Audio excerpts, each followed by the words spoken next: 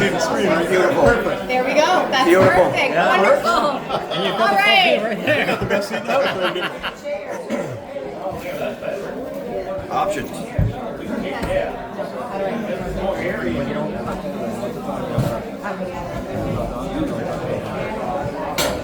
Welcome, everybody. I just want to say how amazed I am to see how many people have shown up here today. It's very heartwarming to know that you guys are interested to learn more. We're interested to learn more. But we're very happy that you're all here to show support. And we just all want to say welcome. My name is Megan. I am the organizer of this meeting tonight. I wanted to get it out there as soon as possible once I heard about the request for a proposal come out. So I just wanted to get everybody together and look at you all here tonight. So welcome, and I'm going to hand the mic over now to Colby, and he's going to do an introduction. So again, hello? Okay. So again, I just wanted to thank you all for being here tonight. I didn't expect this many people, to be honest with you. So I am... We don't want the money, that's obvious. Right? But it's amazing that so many of you have showed up tonight, like Mom said there. I thought maybe it would be a little too early for some people, but this is an amazing turnout.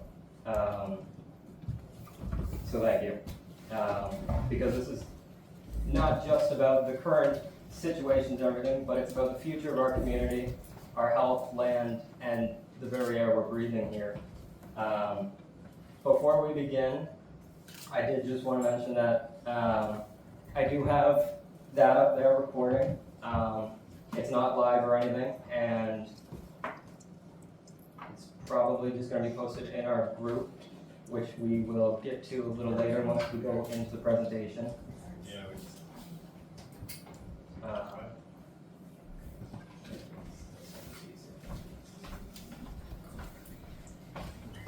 I kindly ask that anybody who does have cell phones on them, just please silence them and remain silent.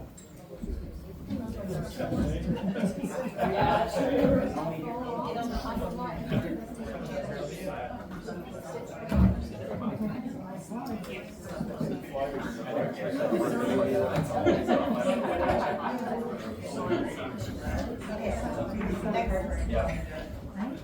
And just to remain respectful while other people are speaking, I did just want to reiterate that this is going to be a civil and respectful space for dialogue and action. We're mainly just here tonight to introduce the information for what we have researched and figured out on our own from the people we've reached out to and everything there. What we'll be covering tonight is the opening statement, which is what we're doing here. A brief sign up, which kind of already has been passed around a little bit. Introductions of everybody here and our counselors who were able to make it here tonight, and some other special guests. The slideshow presentation. Discussion of the petition, which again has already been passed around and probably is going around. I'm not sure where it is right now. Here. Perfect. And then at the end we will, then we'll have our guest speakers who have elected to speak. And then we'll have a question period for anybody to ask questions at the end. And before that as well, we will have a brief period for people to voice their own stories and pretty much bring more awareness for it there. And then we'll just revisit the sign up and petition for anybody who missed it. So for those of you who don't know, my name is Colby Soller, and tonight I'm your host. I've lived here for about the past 20 years with my mother. I'm 24 years old, and our family has built a life on this land. We grow our own food, raise our animals, and we live close to nature. The backwoods aren't just where we live, but it's part of who we are, and that way of life is potentially now under threat. We've come together tonight because Nova Scotia stands at the crossroad. With the moratorium on uranium mining now lifted, our province has been opened to bidding for exploration and extraction. And this decision, it risks far more than just land. It threatens our ecosystems, our waterways, our farmland, the air we breathe, and the health and safety of our people. Over the past 2 weeks, we've all been working hard, researching uranium mining practices, reviewing policies and legislative bills, and reaching out to anybody who is willing to support or inform this effort. That includes several of the councils and community members, some of whom are with us tonight. Tonight isn't just a meeting, it's a moment of shared responsibility. It's about listening, learning, and standing together in defense of what matters most. We're to understand the facts, voice our concerns, and begin building a collective action that speaks louder than any corporation or contract. The sign-up's already been going around, so I'll skip that bit.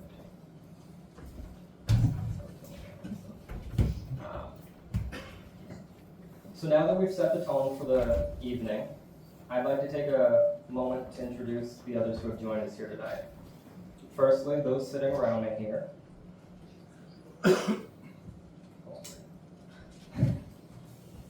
The community members have played a huge part in helping organize this evening and compile the information being shared. I appreciate the dedication that you've shown to protect our water, air, and land, and making this very effort possible. So my mother, Megan, who has already introduced herself, she's lived here for the past 20 years. Janice Wilson, she's been living here for the past 60. Plus. Jude, who has been here for the past 50. And Julie, who has been here for the past 30 years. I also want to acknowledge and thank the local councillors who have taken the time from their schedules to be here with us tonight. Allison Smith, representing District 6 of Lunenburg County. Brian Connell, representing District 10 of Annapolis County. Tim Harding, representing District 5 of Kings County. No, the other two. No, the other two. Lastly, we're also joined by Brad Redon. Redden. My apologies. He's done some work with Geology, and he's a former councillor member himself. He's here as a resource for us tonight, and will be able to answer any questions, for the most part, regarding geology during the question period.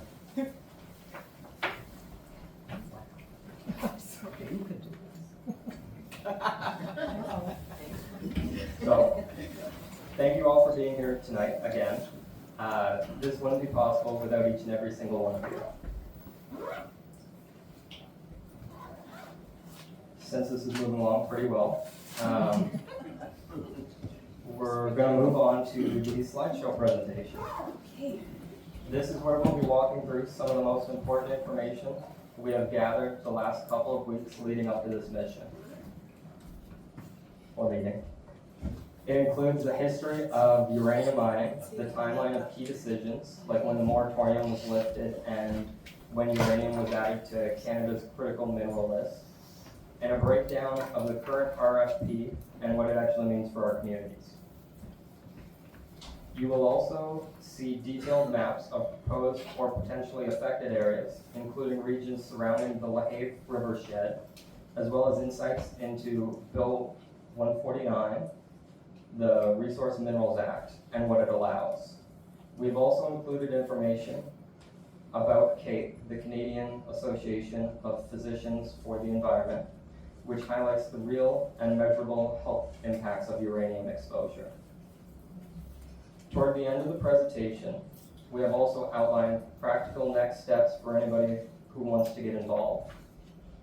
From testing your water now to contacting the counsellors and MLAs and putting up signs on your land to signing petitions as we have here tonight and sharing information with others.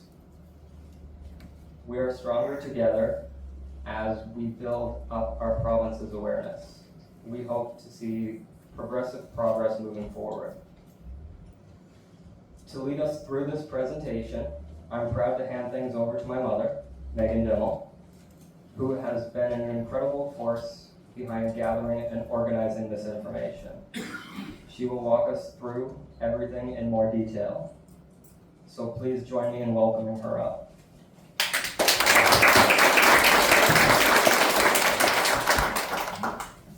Thank you guys for coming.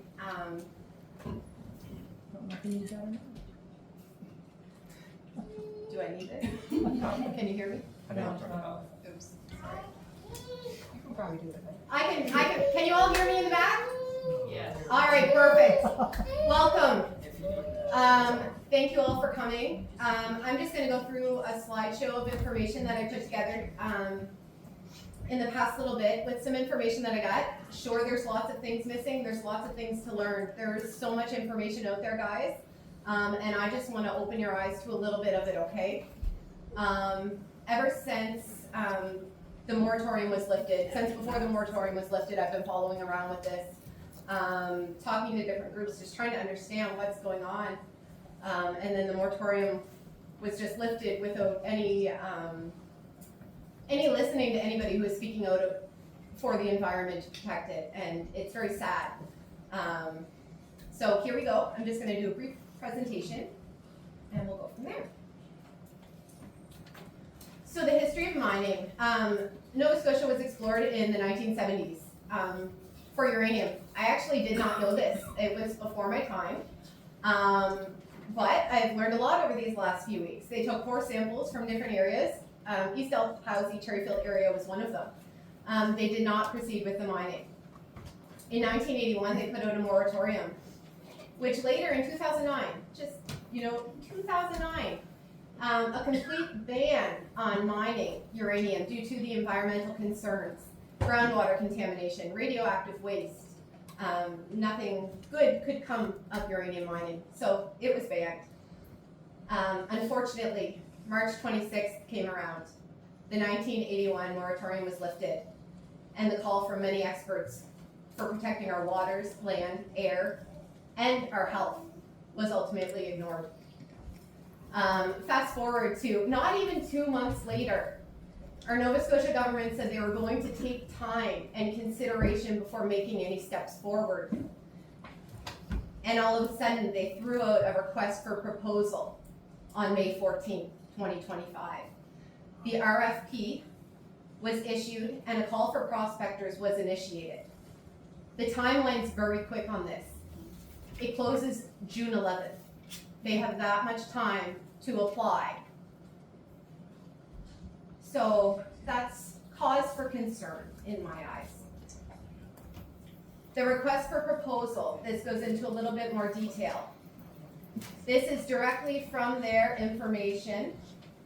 It was made public on May 14th, 2025, naming 3 proposed sites in Nova Scotia for uranium exploration.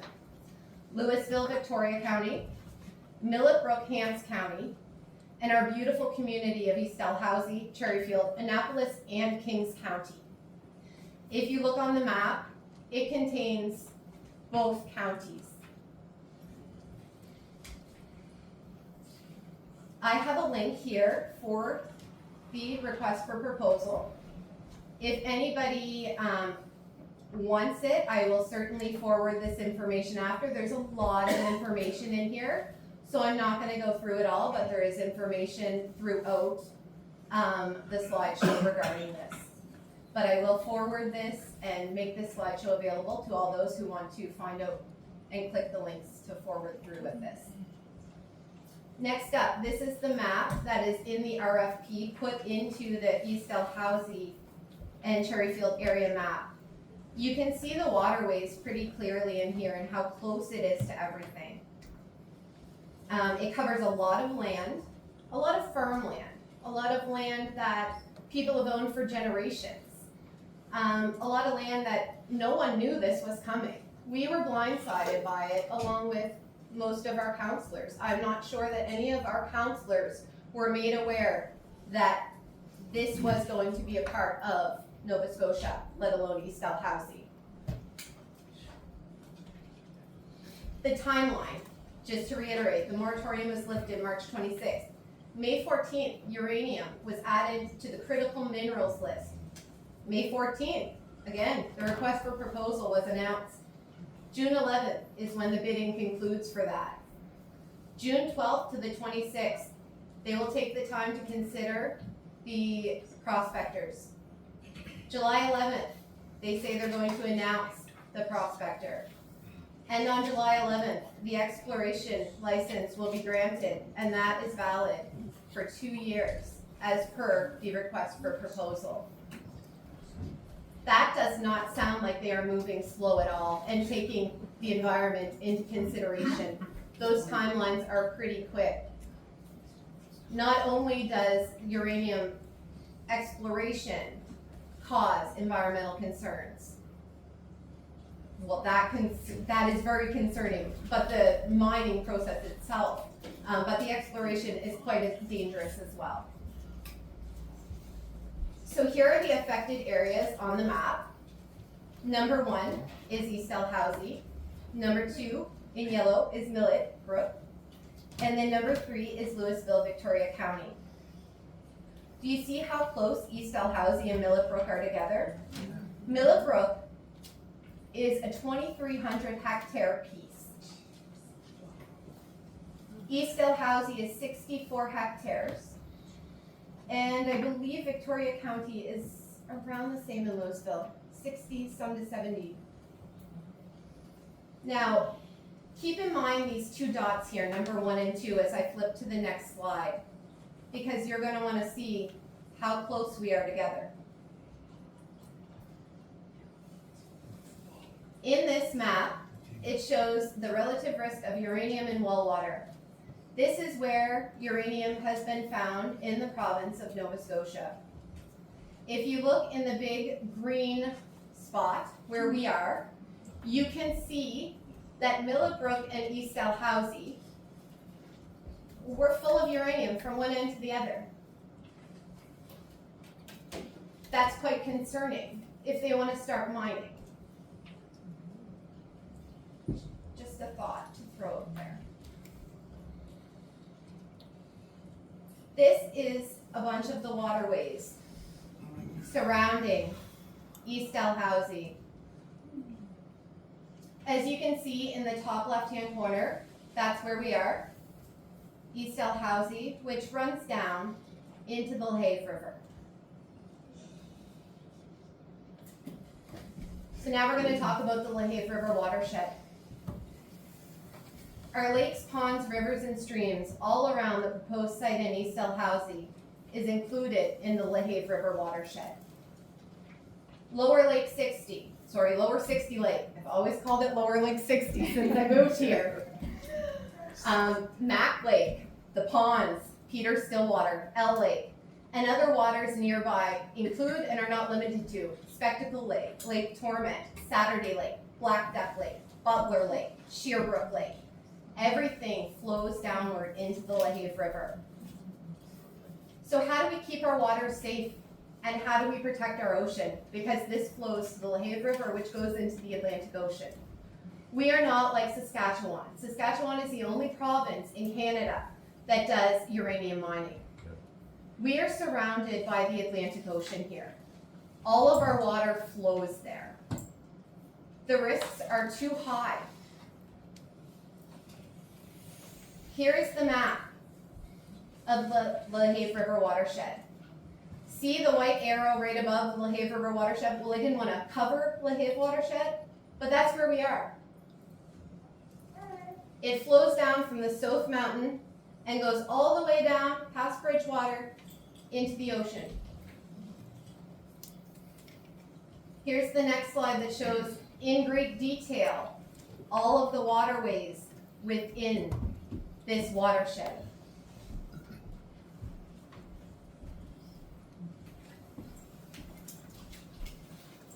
I'm not sure about you, but that makes me very concerned.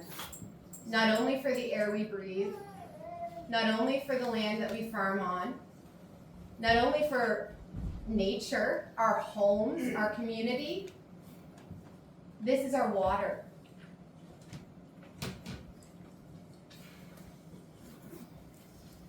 On another topic, Bill 149 of the Mineral Resource Act. Every landowner who lives in East Dalhousie needs to read this act. They need to read a lot of the bills that are put forth, and we will share information as we get it, and we're hoping more people will get involved so that we can understand the processes that may have to happen here. It is stated that if no written consent from the landowner is obtained, the prospector may apply for surface access rights under Section 26 of the Mineral Resources Act. We don't own the minerals in the ground. We have been made well aware of that. But what about our homes, our properties, and our farms, and our water, and wildlife, and nature, Mother Nature in itself? Why do we have to dig her up? I suggest knowing your rights. There's a link in this that brings you to the Mineral Resources Act. It's a great resource with lots of information. It's a huge read, but it is worth knowing.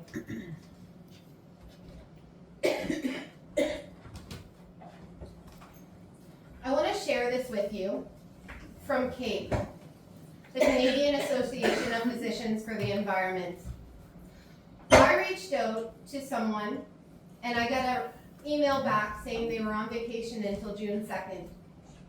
They forwarded my email right away to the other doctors who were working so they could respond to me with information that I'm presenting with tonight, and I have information that I will email out to people if requested. This is a very concerning statement that they sent me, and I feel that it's very important that I have to share it with you. They're currently working on fact sheets and will summarize the health concerns of uranium mining. They join in our concerns, and they say, and this is very scary, that a sacrifice zone in East Dalhousie would potentially spread radon as far as 400 kilometers. This means that a large number of Nova Scotians would face the risk of additional lung cancer, diagnoses as radon is the second leading cause of lung cancer.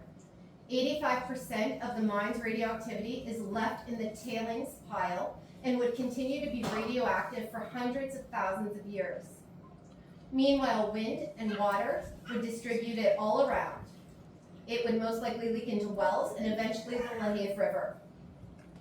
The province would have to take over looking after that after the mining company left. But that's why we're here tonight, to try to prevent all that from happening, right? Yep.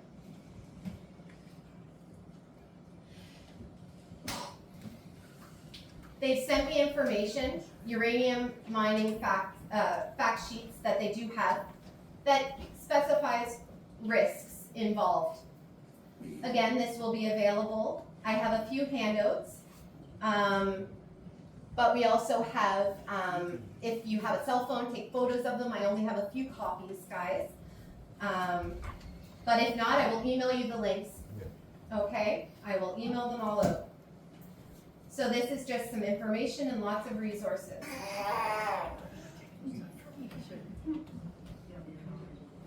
So what can you do?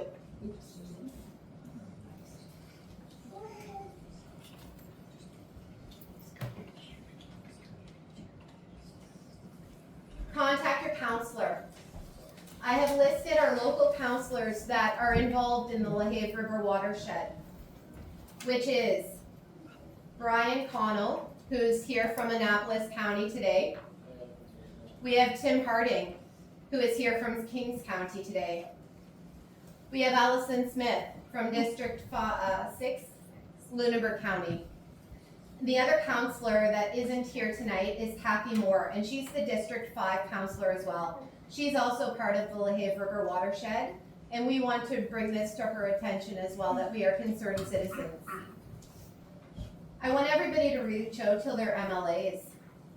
I've included some handouts here of different contacts of MLAs and legislature.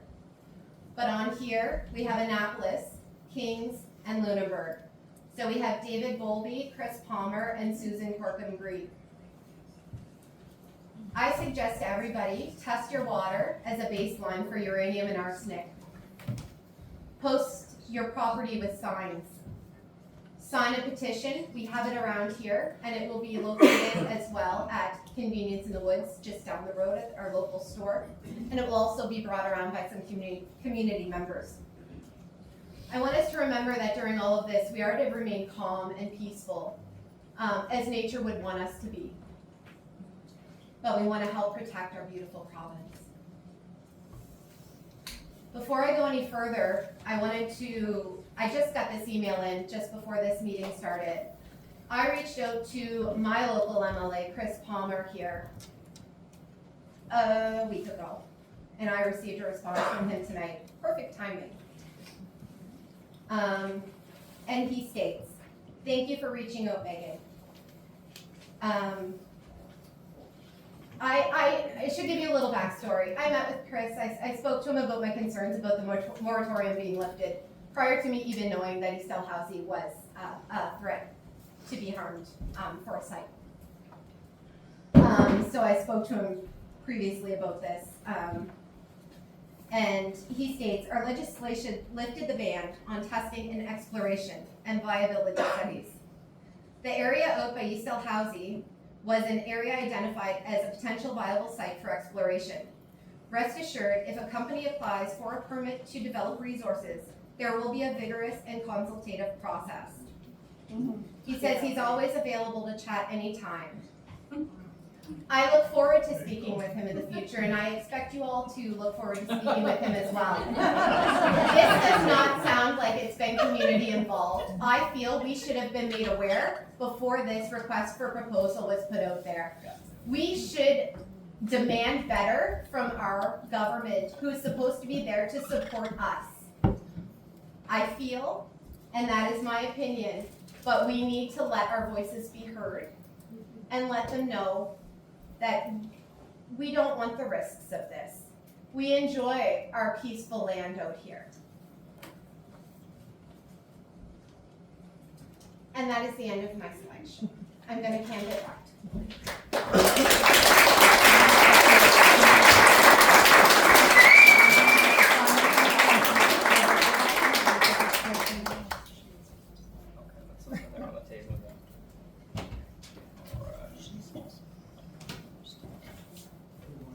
Jude is just gonna get the sign-up sheet to make sure that we've got everybody.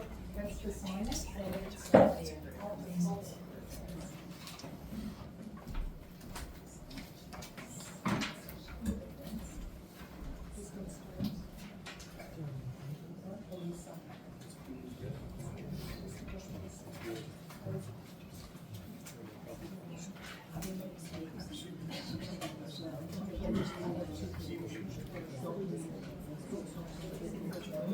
I just have a question, Megan, that Facebook group, is that just strictly for this purpose? Like, I know I followed it on the general one for East Dalhousie.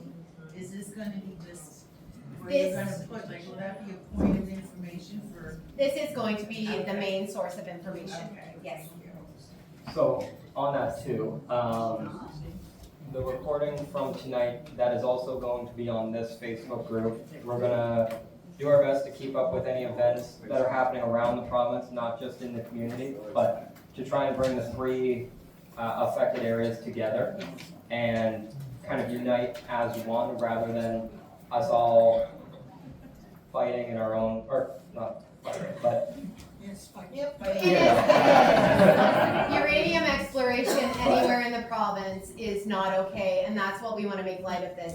This is our area that's under threat right now, but it's also 2 other areas in the province. And as they stated, before the moratorium was lifted, no matter where you live in Nova Scotia, if they start mining for uranium, nowhere is safe. It's true, that's true. I also think we have an ally, or we should consider an ally in the First Nations of Nova Scotia, who also have been totally ignored and left out of this process. I agree. 100%, I yeah. agree. It's their land. It certainly is, and this is our starting point, and we wanna reach out to more groups and get more people involved. We came from Vaughan, so Millet Brook Okay, area, yeah. and we're gonna be having a similar meeting in our community on Saturday at 4 p.m. at the fire hall. Saturday, 4:00. And our council will be there, so we're hoping, we just decided today that we were gonna do it, so, yeah, I think it is power in numbers, so. Yeah. Can I meet with you after this? I'm from Wolf. Oh, Can I meet with you after this meeting? Yes. So that's the fire hall in Vaughan? Yes, the Southwest Hands Fire Station. Just down the road from the Petro-Canada.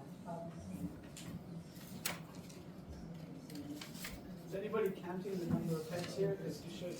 I tried. Yeah. We have sign-up sheets, so hopefully we'll catch all. Yeah, we're hoping to catch everyone. Yeah.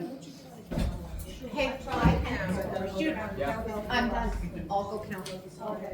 Yep, you guys sit.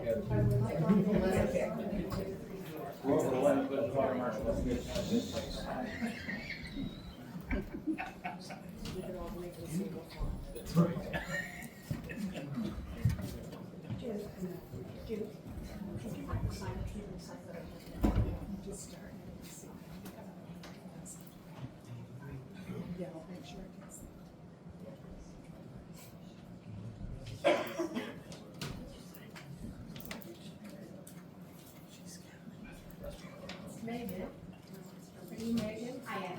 Do you have a bank account that people can donate to? No, we have not even thought of anything like that. I think that's a really good next step, because those signs are gonna cost you money, aren't they? Yes, so people should be paying for help pay for the signs, like there's a real need there. That's a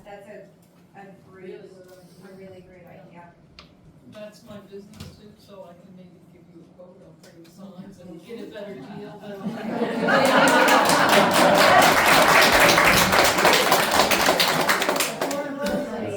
So we get ours for that.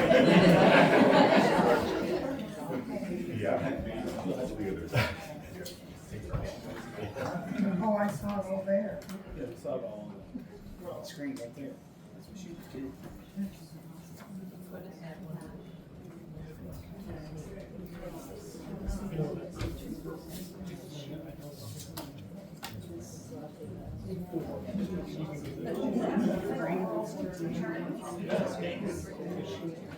My sons are in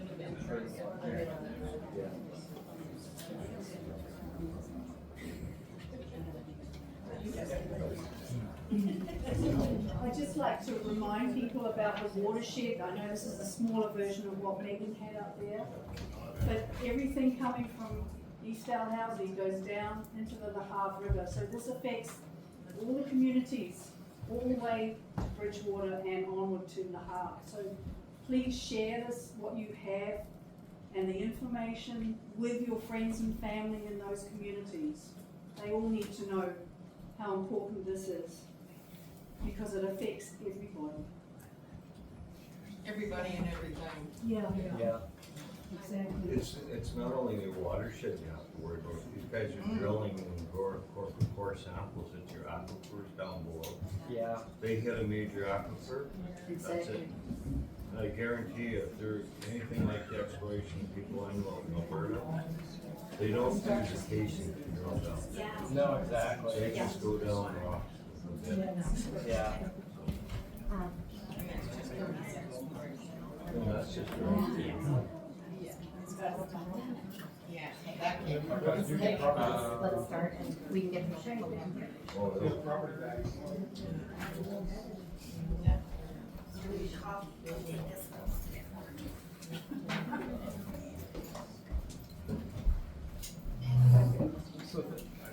Has there been any, even for this exploration stage, has there been any kind of demands list made up for things like you suggested people test their wells?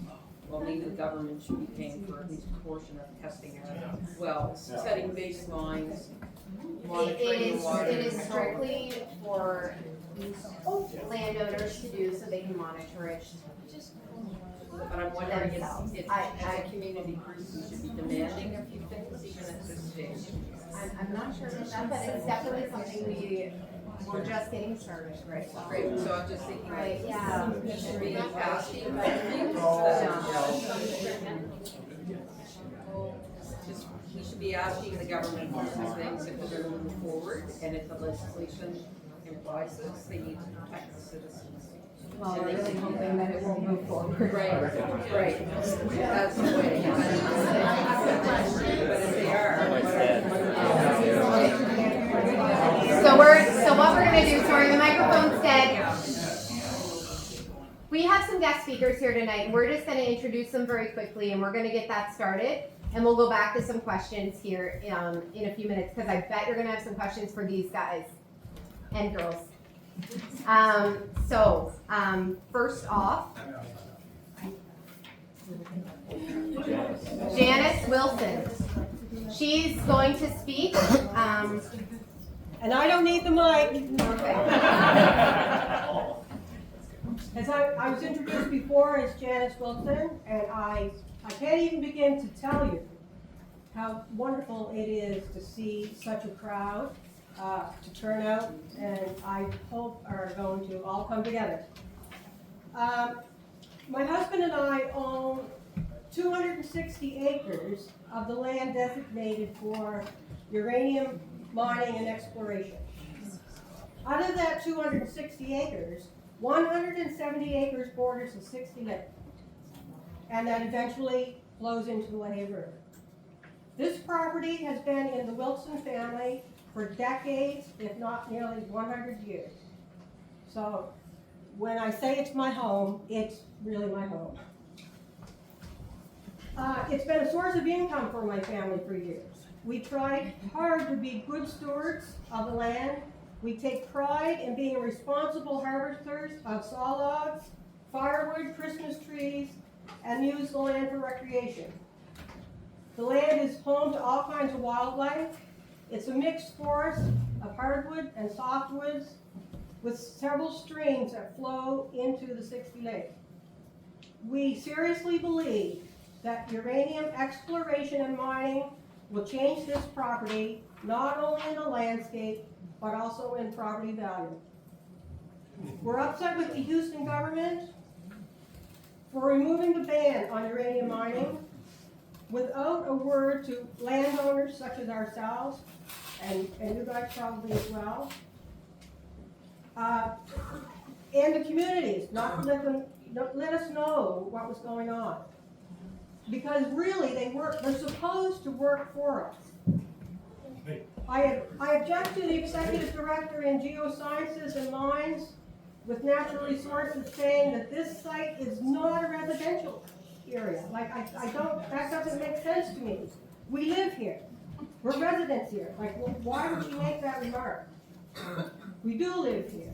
And I don't want this in my backyard, and I feel pretty certain that none of those government officials who voted for this want it in their backyard.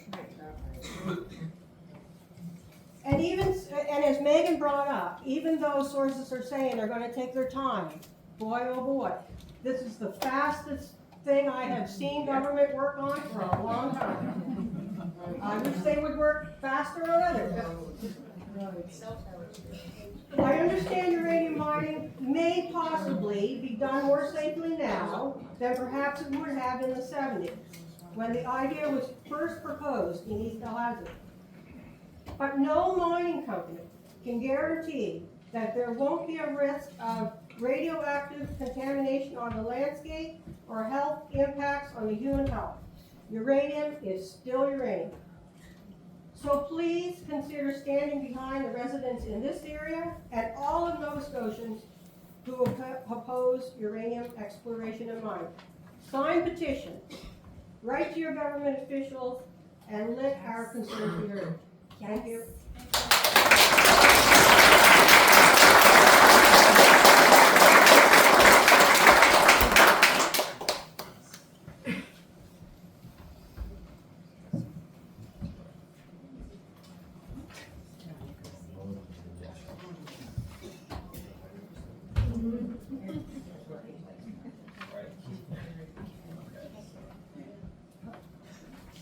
Thank you so much, Janice. It was very heartwarming, and it's good to hear voices from the community as well there. There's a few other people here.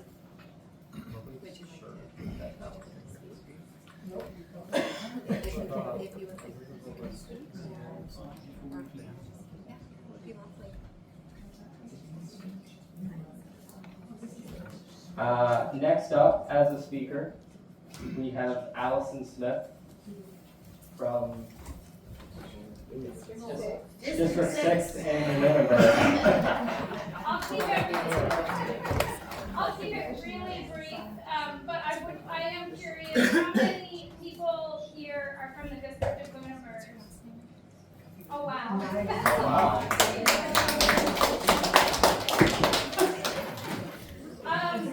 Residents have been talking to me about the risks of uranium mining to our watershed since Bill 6, since that came forward and it looked like the moratorium was going to be lifted.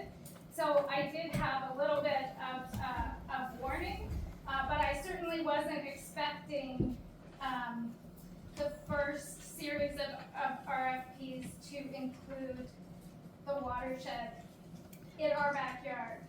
I mean, my entire district is in the Lehigh River watershed. And I want to point out, it's not just Kathy Moore and I, it's Pam Hughley, it's Edgar Burns, it's Ben Brooks, it's Martin Bell. That's true. And last week, after some residents brought this forward to me and said, look, we really need to know more about the risks to our watershed, I took it to our council and I said, I want a staff report to come back to council so that we can talk about this, we can inform ourselves, and we can come up with an advocacy position. So at this point, we have not come to any kind of position for or against, or what we might say to the province, but that report will come to us on June 17th in a regular council meeting. Our council meetings are open to the public, so everyone's welcome. And council will get a look at the information that our staff brings forward. And at that point, we may decide on an advocacy position. But isn't that after? That's after the date. It is after the date, but it's not too late for us to advocate for a fair process. It's still within the window of. I haven't seen the dates before the June RFPs 26th is the end are date awarded. of the decision process, so the evaluations. I know. Starting on June the 11th. That's the end of the That's the end of the RFP. RFP. That's when the RFP closes. June the So 11th. I do just encourage everyone to speak to your counselor, especially if you're in the District of Lunenburg. We need to hear from you. It does matter. And you can come to any council meeting and speak into public input. And council will respond to you in one way or another.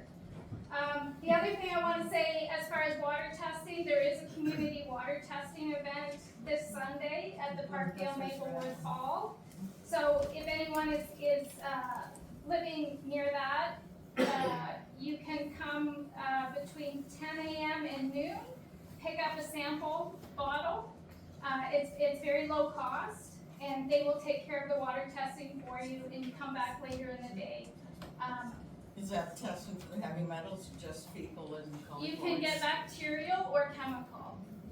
So where does it It go has to be to go- tested then? Has to go to health. Halifax or Bridgewater? You No, won't it get your has to go to results that Halifax. day. You won't get your results that day. But it is a community water testing event, and check out the Parkdale Maplewood Community Center Facebook page for more information. And that's it from me, and I just want to say some really excellent community organizing by this family. Thank you so much.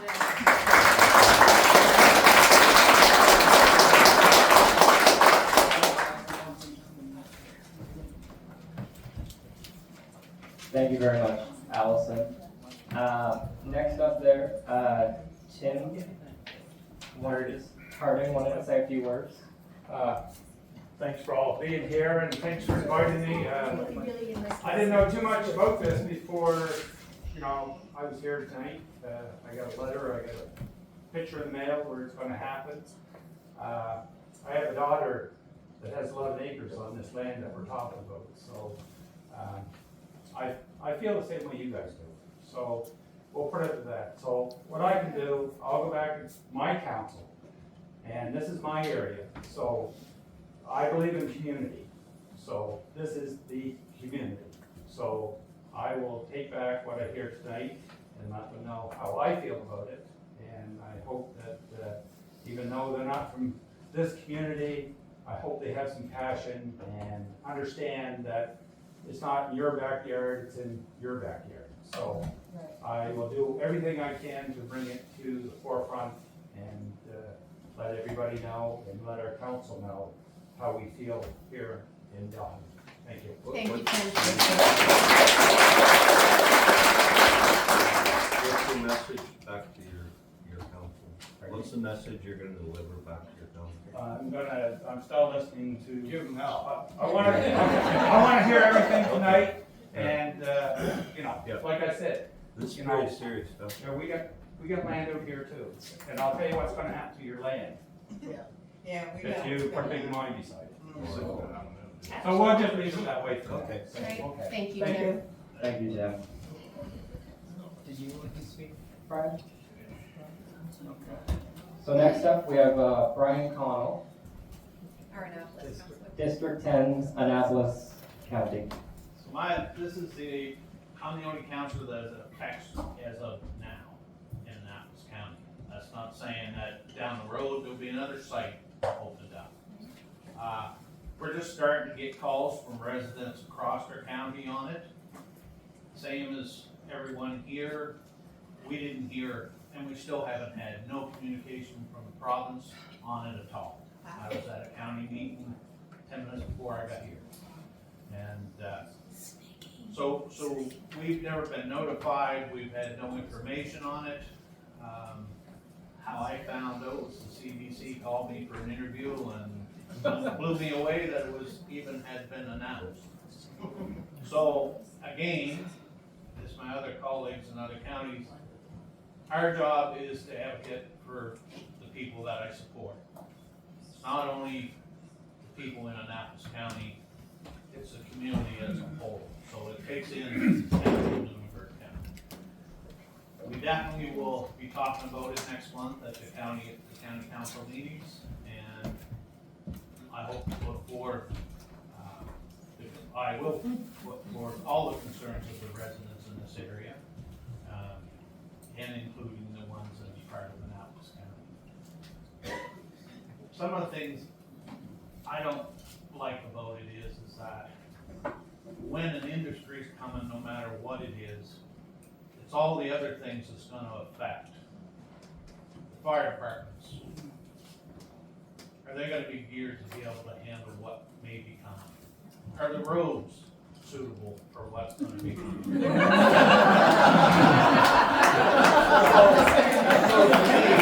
It's a little bit bigger than just a mine gonna be open. If the mine goes forward, what about all the other things that holds the community together? Those issues has gotta come forward too, is because it is gonna, if it takes place, it is gonna create more traffic on the road. Accidents are gonna be more prone. You know, there's all kinds of things that, our community's gonna have to step up to the plate and probably volunteer if something happens.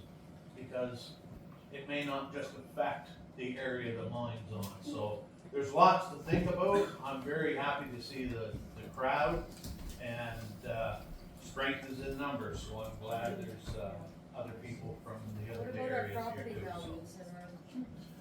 Property values, the same thing. A lot of times we get dictated to by the province, and the province run assessments. Whatever the province puts on a property for assessment is what the county charges taxes on. We have no say about that.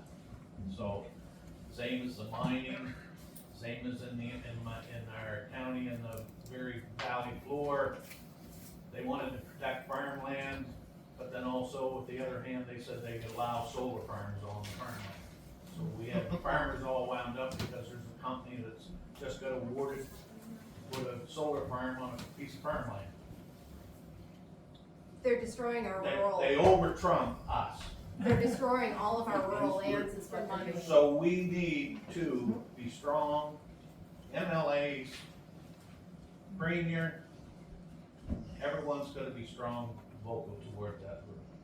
They're the ones that's making the decisions. Sad. The question down at the door. Thank you, Brian. Thank you. I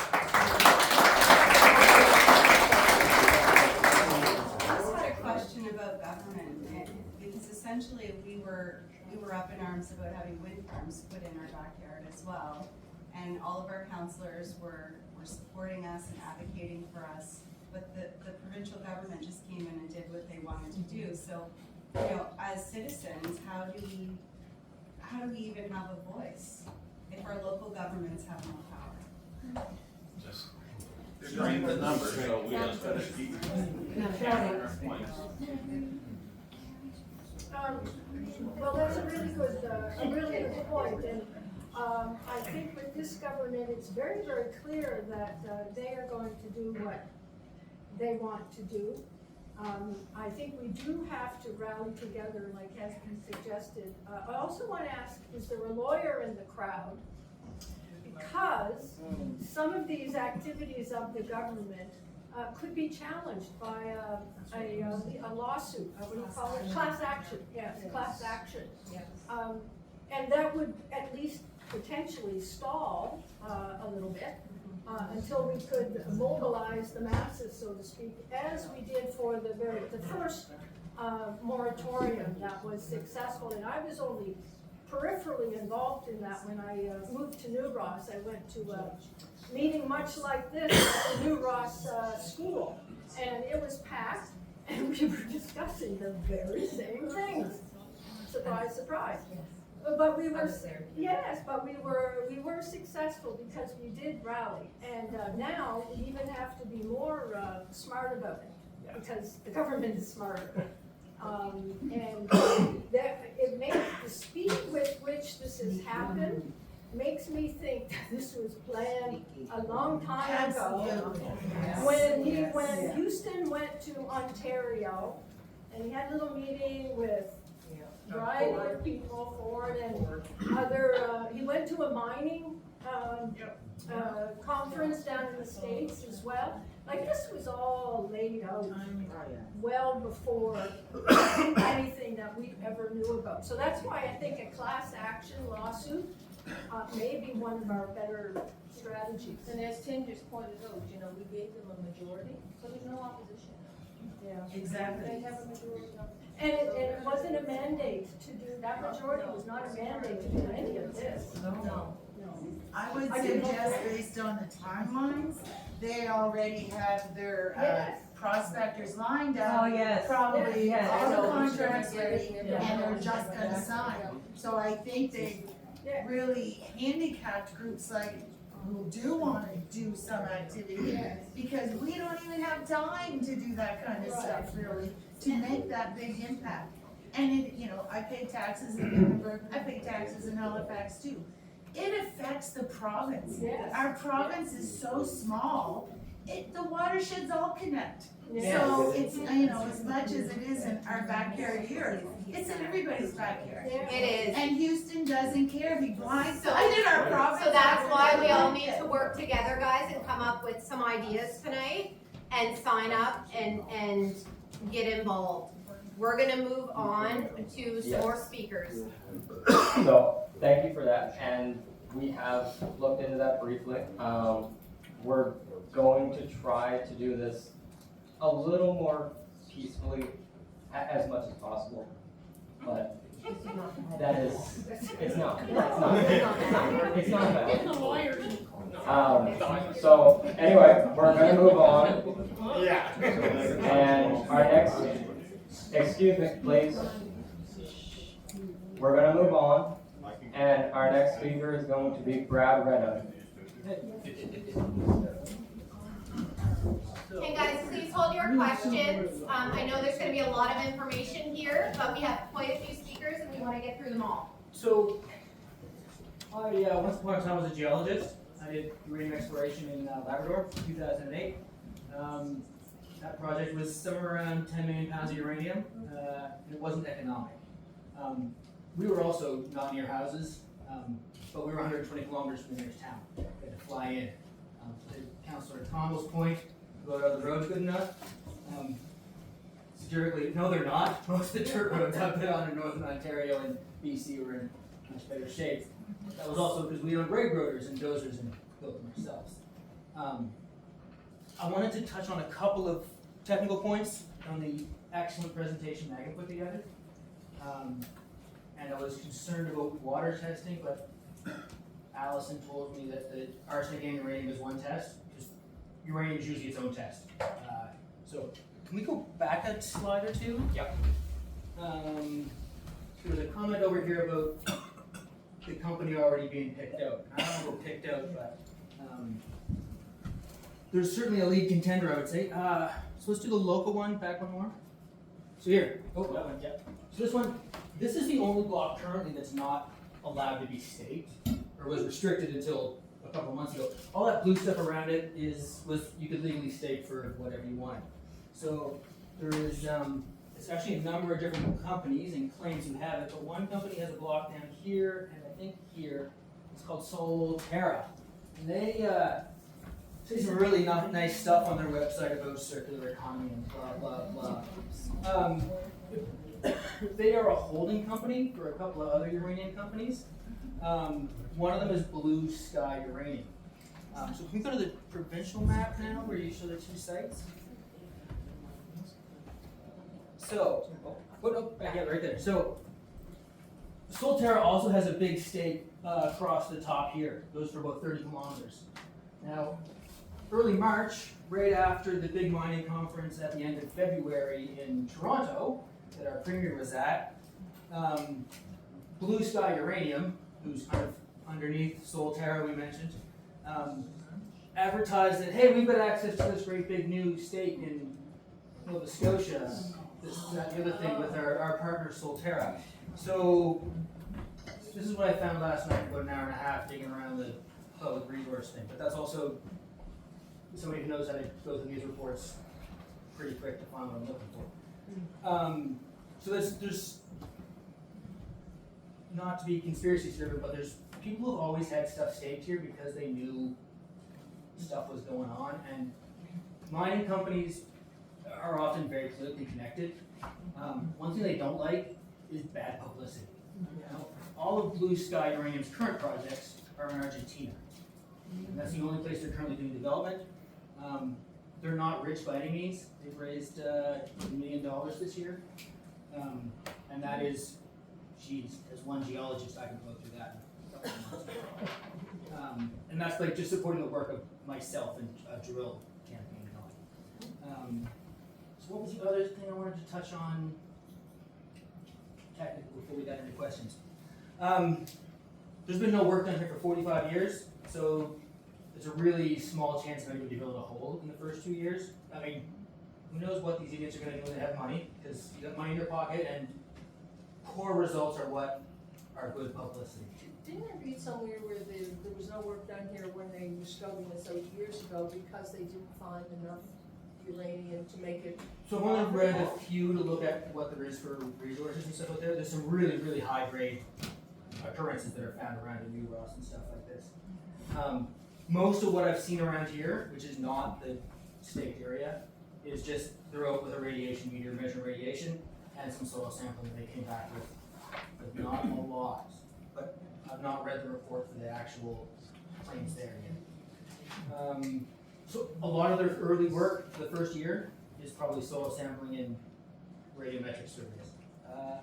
I think that's what I wanted to say for. Would that be more below ground than scraping the soil? No, soil samples are as I take a hand auger. Looks like your garden claw. You know, you're taking a dandelion. Where you auger down, pull out a blob of dirt about this big, stick in a paper bag, and send it off. Yeah, you can do sampling by scraping tree bark. And you ash the tree bark, and that'll give you a really nice. So you really the detection is routinely parts per billion. So it's very, very refined detection methods. So you mentioned, that. Just before we get into too many questions, is there other speakers? Yes. Okay, I'm gonna just shut up until we get to questions.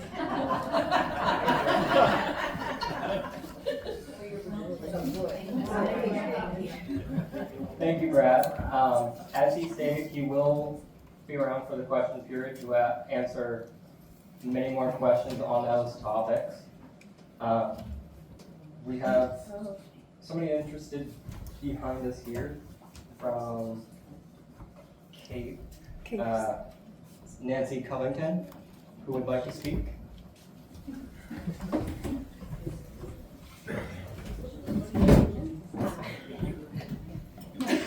Kate, can you hear me? No. Microphone. Oh, yeah.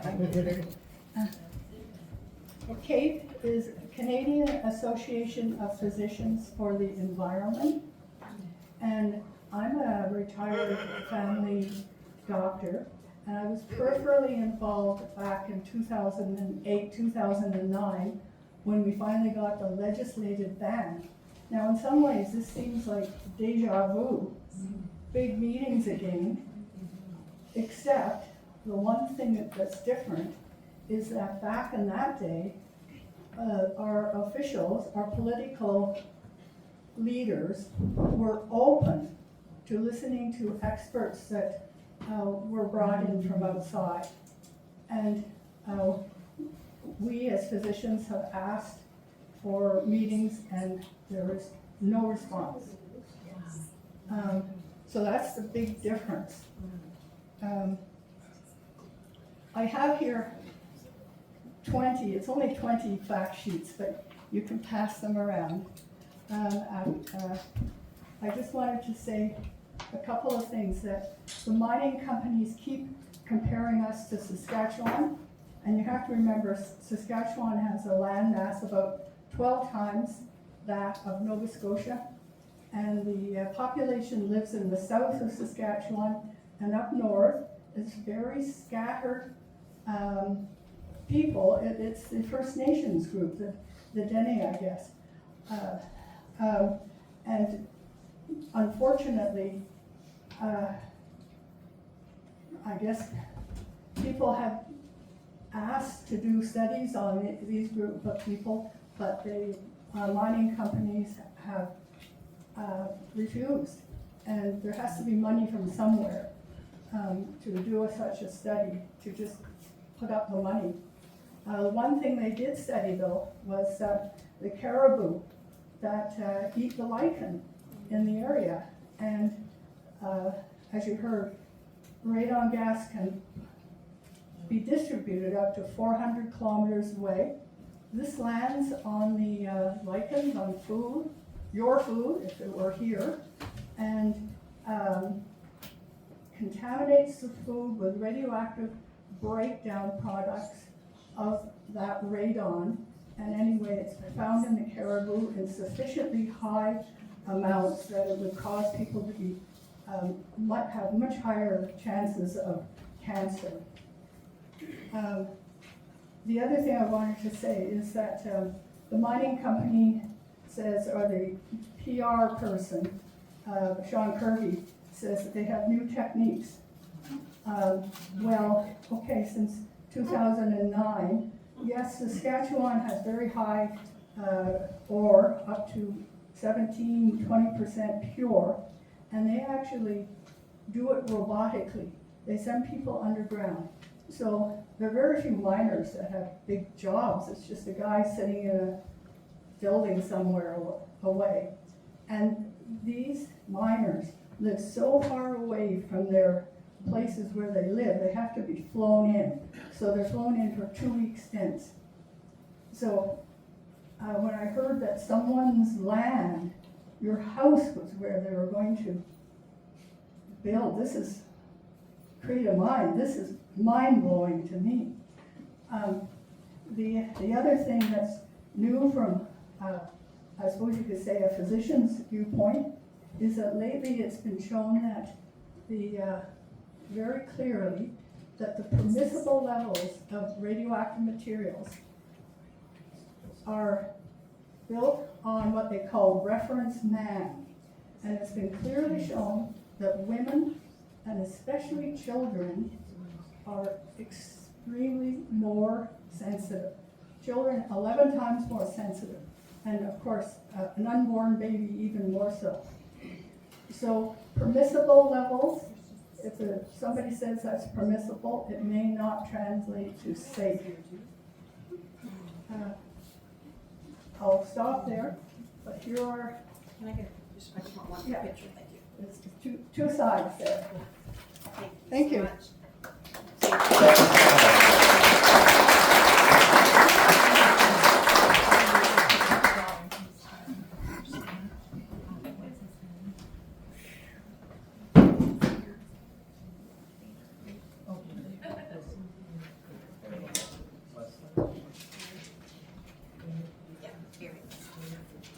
Our next speaker is going to be Barry Leslie. Thanks, guys. I'm, excuse me, I probably won't need that. Can you hear me? Yeah. Soccer and rugby coach. I'm here, I'm from Wolfville, and I'm here as an advocate for Clay, Leo, and Charlotte. Clay is my 8-year-old grandson, Leo's his twin brother, and Charlotte is my daughter's 6-year-old girl. We have to, I remember elections, so many elections ago, they were fought on the idea, what are our children going to inherit? And they were talking about debt. Well, as we all have seen over the years, we can do whatever we want with debt. It just takes manipulation of the monetary system.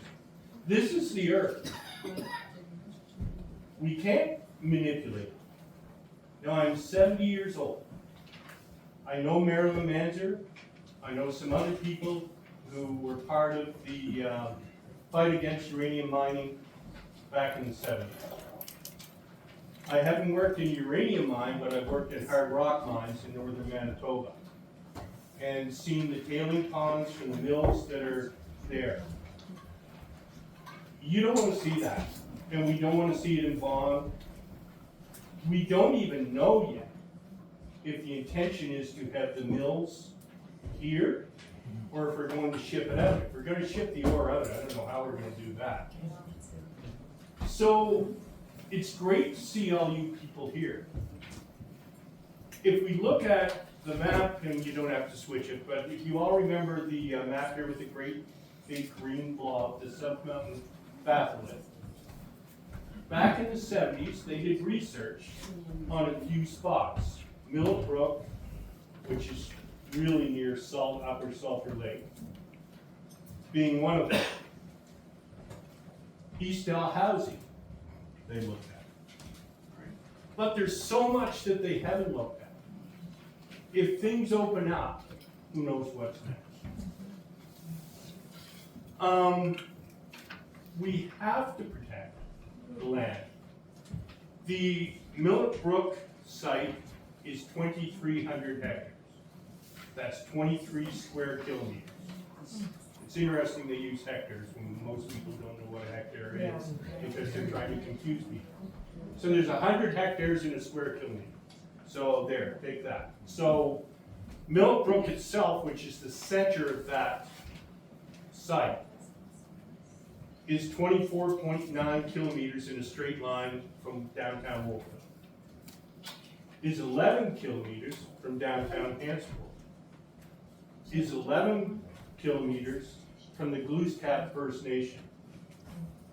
I intend to talk to Sid Peters, who is the chief of the Glooscap band. I've been at band council meetings before as a Rotarian. I'm a Rotarian in Wolfville, and we've had some projects cooperating with them. So we're also an agricultural center. What are they thinking? They're not. Exactly. Well, no, maybe they are, just not the way. Yeah, it's money, it's always money, right? Now, Tim, I'm glad to see you here from Kings County. My end of Kings County, Millbrook and Salter Lakes in Hants County. It's only a few K from Kings County, areas that I hunt. All right, the other day, my daughter and I took a drive up to Millbrook. I had to see it, to be honest. The road system going in is dirt, but it's better than these. Anything's better than this. No, the system, it's there. The roads going in are there. You can drive large vehicles through there without any problem now. It's already there for you. So I could go on about a number of things. When everything's over, what's left? Go online, look at pictures of open pit mining. The new technologies being talked about, most of them, what he's talking about probably is ISL, which is in situ. Leachate, he's not talking about that? Well, that's what it is. It won't work here. No, it won't work here. And what ISL only works in, well, it would work in gypsum. Which is sedimentary rock. And sedimentary rock, but it won't work here. So they're either gonna have to be underground or open pit. I would think it's mostly gonna be open pit. Open pit will go down to around 100 meters straight down, maybe a bit more. So have a look at some pictures. Yeah. So we know why we're here. We're here for the land. We're here for our children and our grandchildren. We're here for nature. But that's great, but what are we gonna do? And we have to do it fast. These guys are not stupid when it comes to political activity. Thursday afternoon, I have a meeting with the deputy house leader of the NDP. I don't necessarily always vote NDP, but I wasn't going to phone Tory. Not in the government right now. So I have a meeting. I've been talking with Colby and Megan. She has asked for any messages that this group can send her. She'd love to see them. She will be heading up the uranium file for the NDP in the House and at the political level. So she is there, and I think we need to use everything we can. What's her name? Yeah. Her name is Lisa Lachance. Thank you. So there's a meeting Saturday afternoon, 4 o'clock. You said 4 o'clock. I hope to be there. Thank you. These groups need to get together. And don't phone your MLA. Walk in and look them in the eye. Yeah.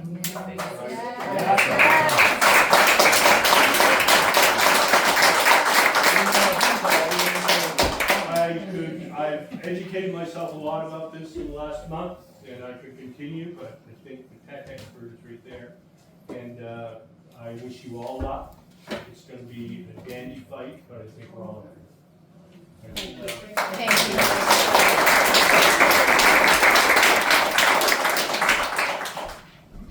Thank you so much, Barry. I believe we have one more speaker. No, we have a few. I'll do it. Right here, she's standing up. Yeah. Wait.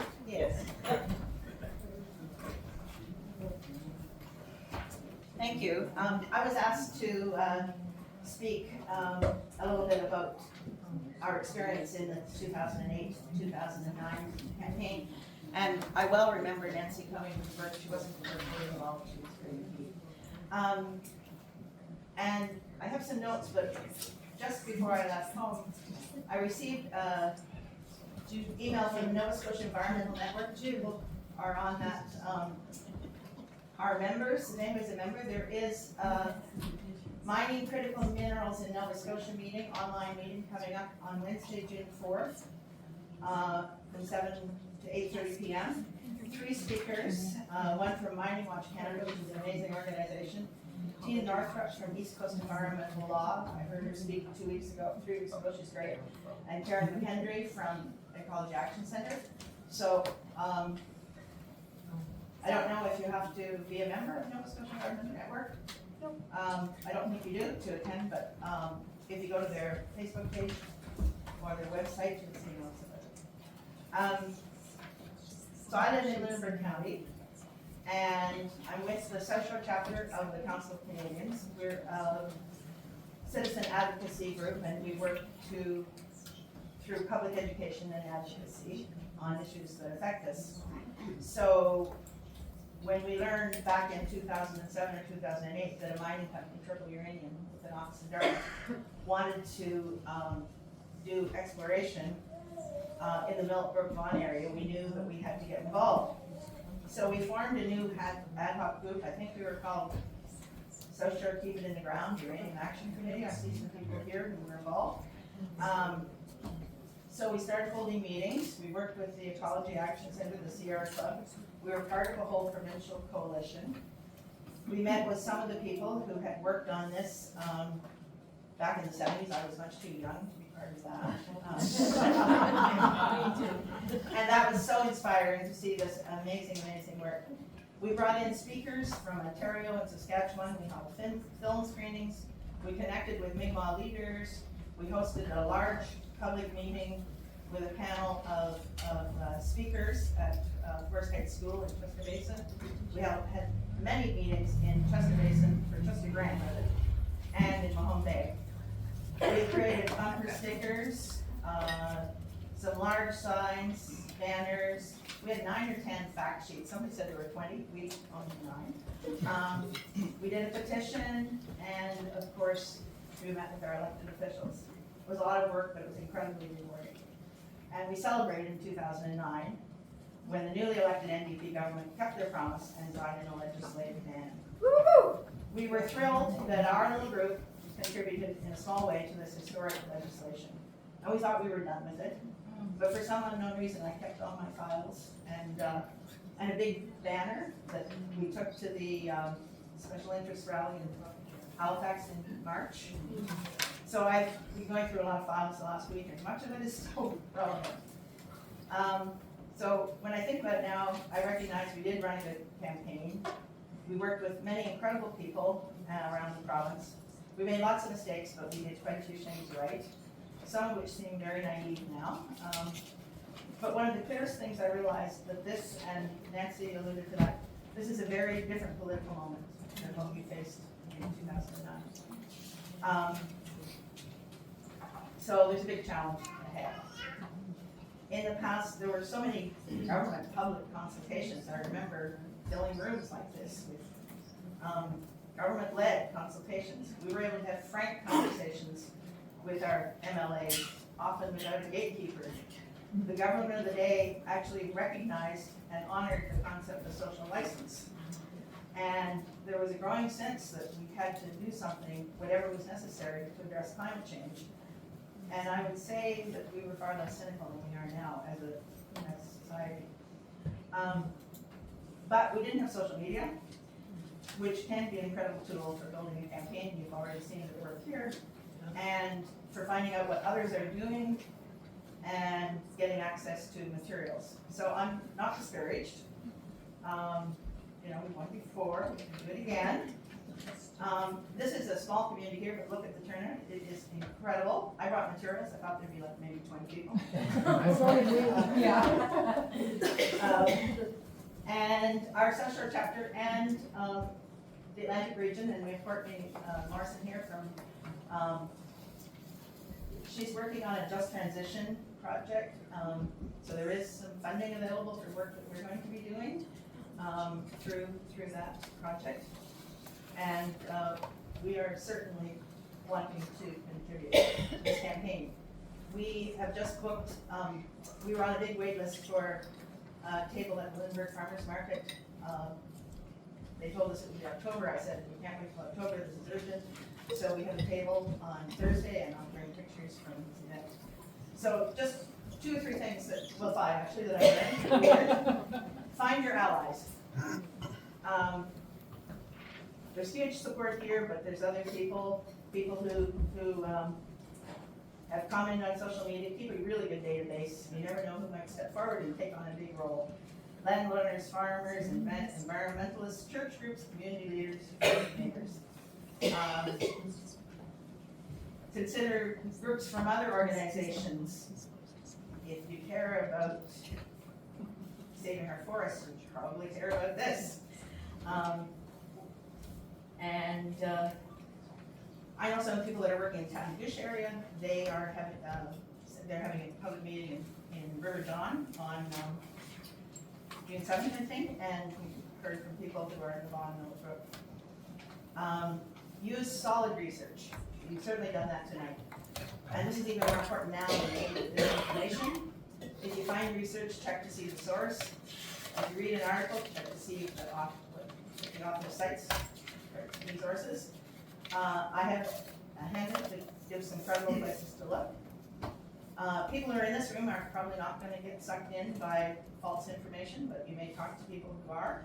So make sure that you have some solid information behind you. And then the flip side of that is be consistent with your messaging.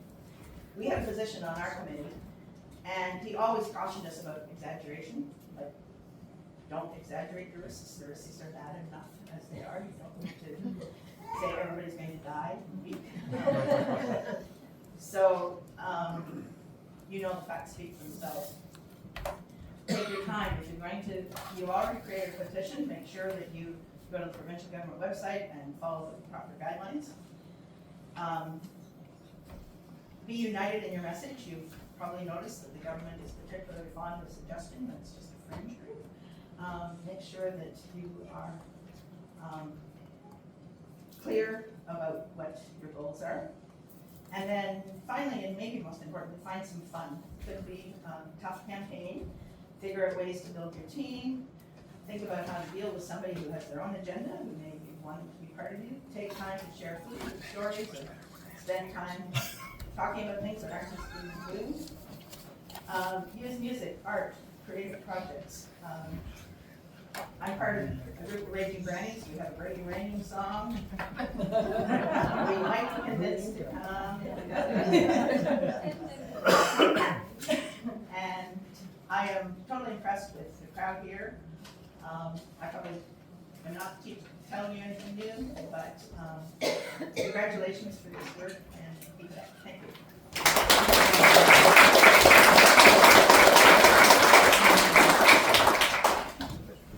Thank you so much for that, Marian. So I do apologize, that was not our last speaker. We have 3 more. So first up there, David Cameron. If you're out there and you'd like to come forward there. Yes.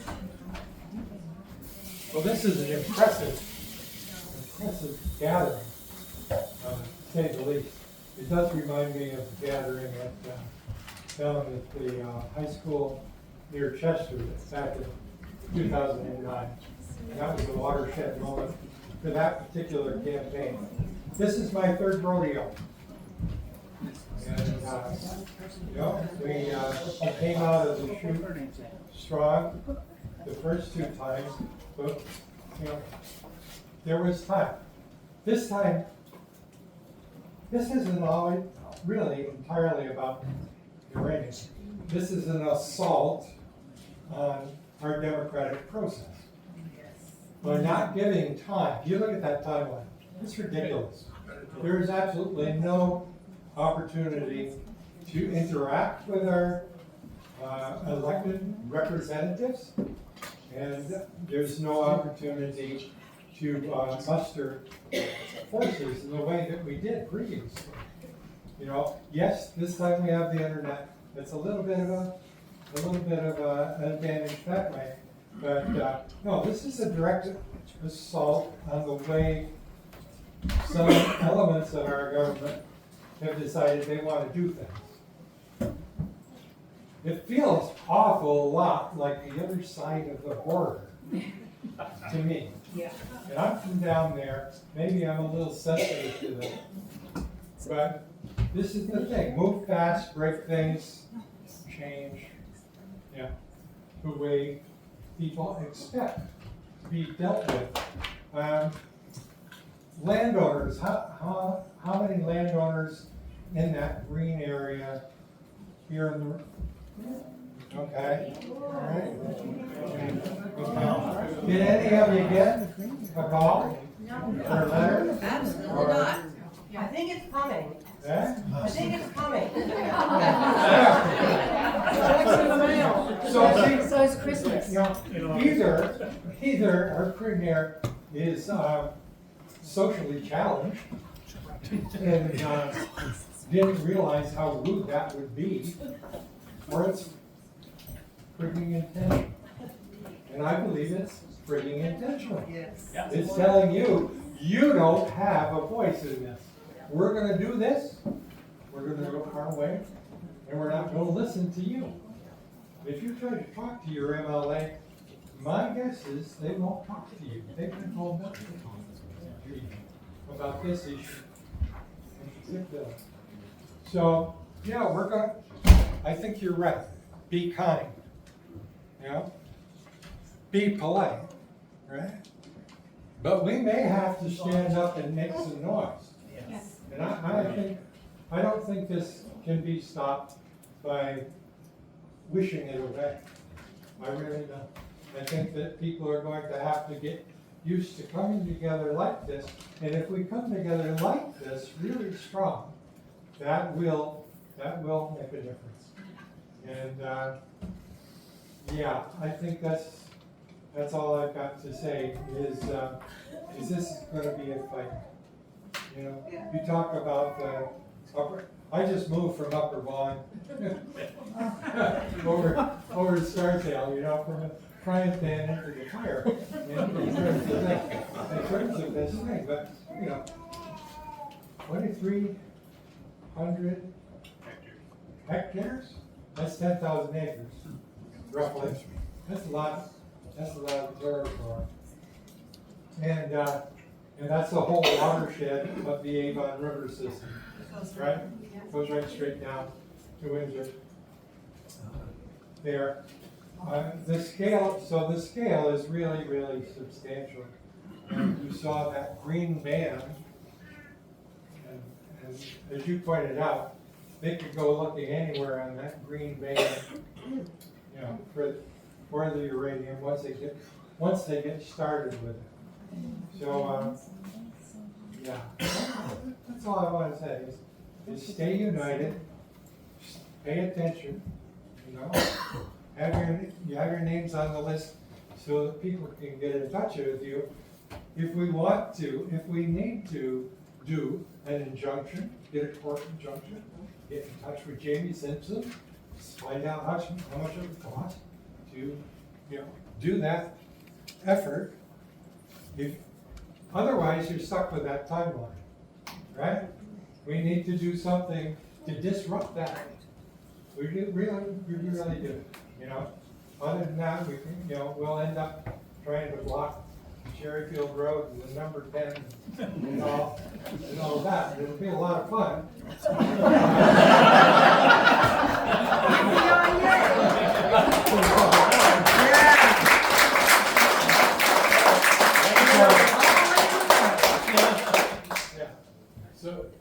So look forward to that. Look forward to victory, not to taking this laying down. Thank you. Thank you.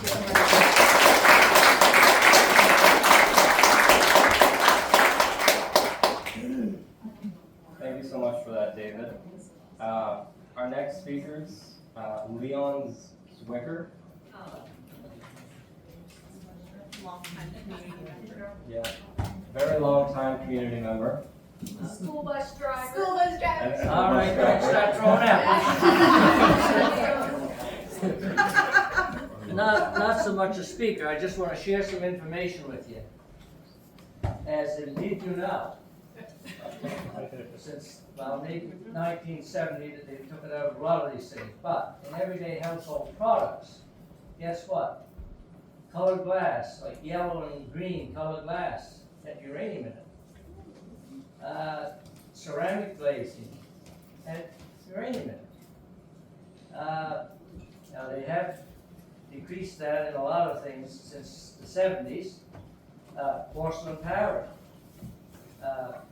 granite top kitchen counters had uranium in it to get the glaze and the shine. Enamels, decorative objects like buttons, marbles in the 50s and 60s had uranium in them. Older dentures. Now I don't know if that qualifies you or not, Janice. Supposed to keep this friendly, Leon. Well, you were saying you want to play ways back, so I thought I'd check with you.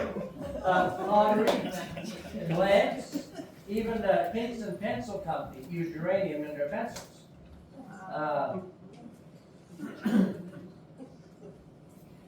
So another thing that they use uranium in is as our atomic energy, our power for electricity and so on.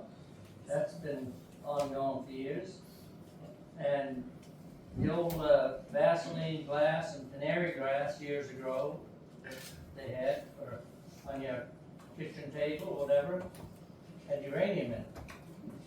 I had a quick thing on the back and checked a whole bunch of this stuff. Then, here in the past few years, all the homes that's being built, you have to have a detector in your basement for radon gas. And in the medical field, they use it for shielding the gamma radiation and medical radiation and therapeutic machines. It's used in that.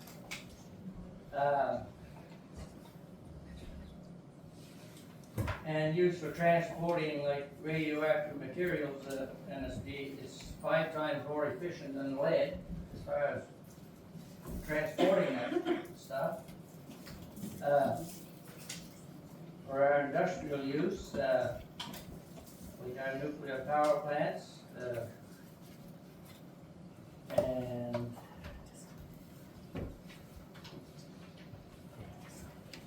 a lot of this stuff, when it's done with, and they're dumping the waste, guess what? The waste is no better than the uranium in itself. They don't have ways to really dispose of it and dispose of it properly. So I just wanted to share those 2 little things because I took time and pen scratching and went on and found some of these things that I wanted to share with people so they knew just what uranium was in, because we've been exposed to it for years, like the old alarm clocks with the old dial on loaded at night time. Guess what? Uranium. And the kids, I was one of the kids, oh yeah, take the old alarm clock all apart and use that for whatever. So we've been exposed to it for years. Explains why so many people are dying in their 60s and 70s of cancer. So if you got any of those household items, get rid of them. Okay? Have a great evening.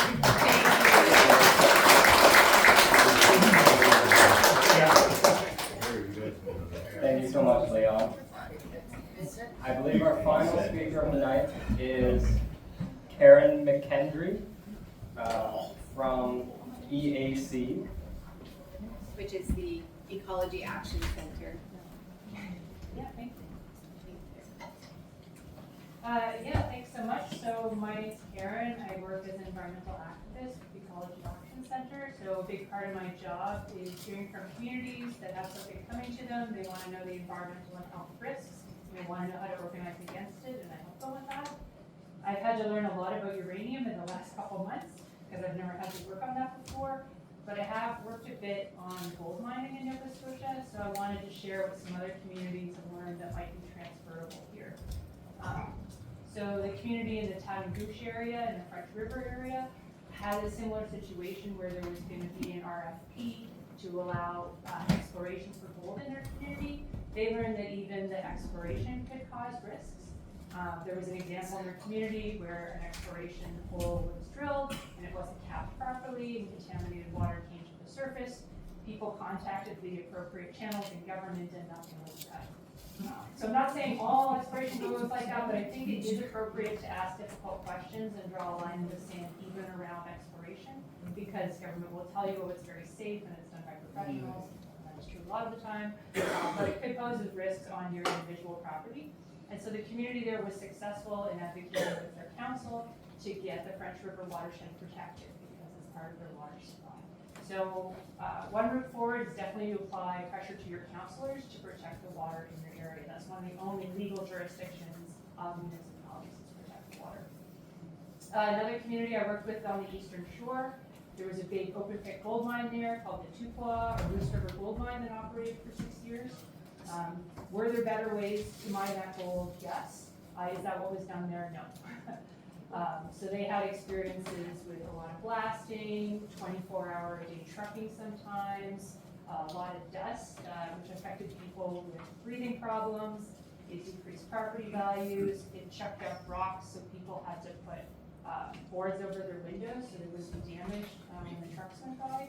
So there are some transferable risks that we can learn from other forms of mining that have just happened in Nova Scotia.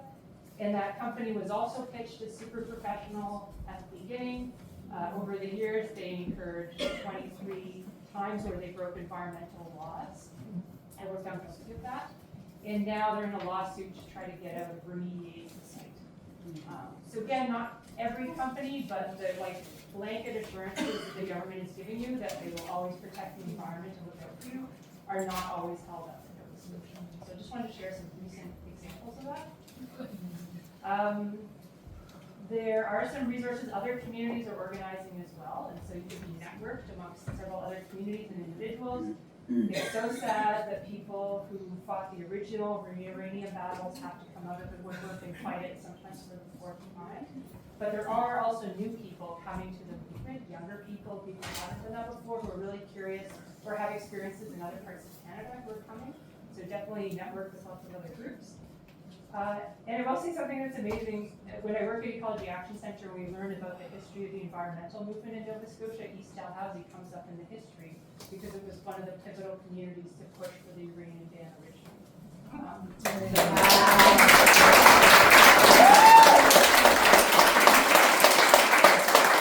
So interestingly, it's an honor to be among you.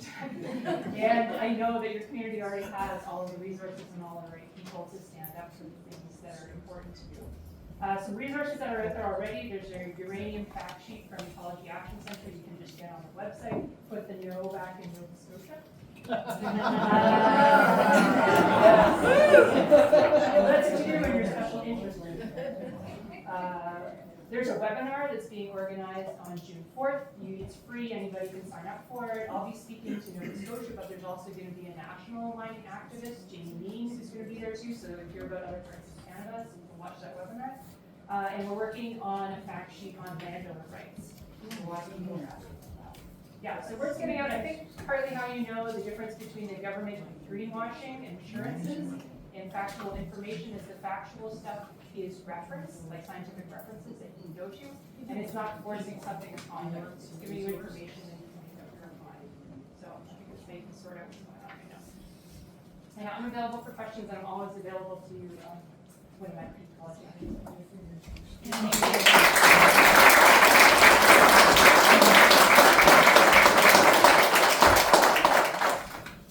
Thank you so much for that, Karen. Just a quick update there. I just wanted to say thank you to everybody who's signed the petition so far. Just counting over what we had so far, so 81 signatures so far. So thank you very much for that.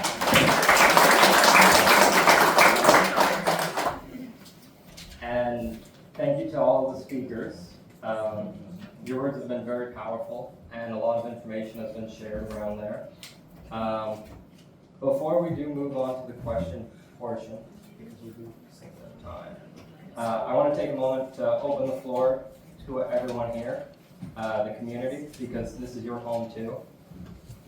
Your stories, concerns, and experiences matter.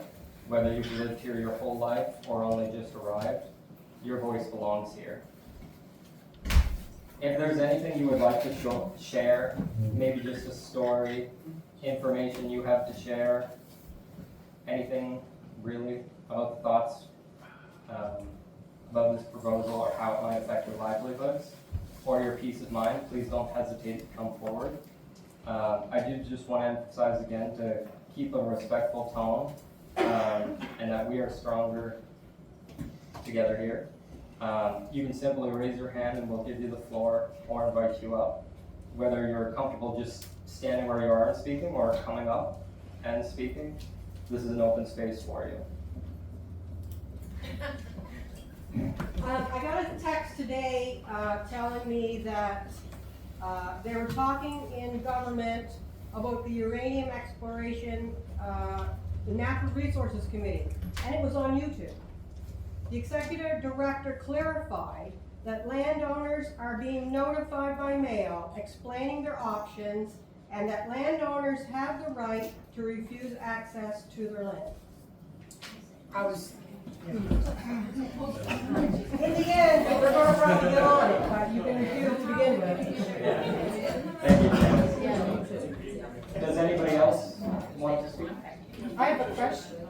Sorry. You have the right to refuse them to enter at any time. But what are the penalties to the company? Are they serious enough that they won't enter anyhow? They'll just sneak in, they'll just... What they do is, if I understand correctly, is if I refuse and say, no, you're not coming on my land, then they go to the minister, and they get it in writing, and then they come back, and I guess then I go to jail because I don't want them on the land yet. So one good thing to look at, guys, again, is Bill number 149 of the Mineral Resources Act. I cannot stress this enough. This is where you know your rights.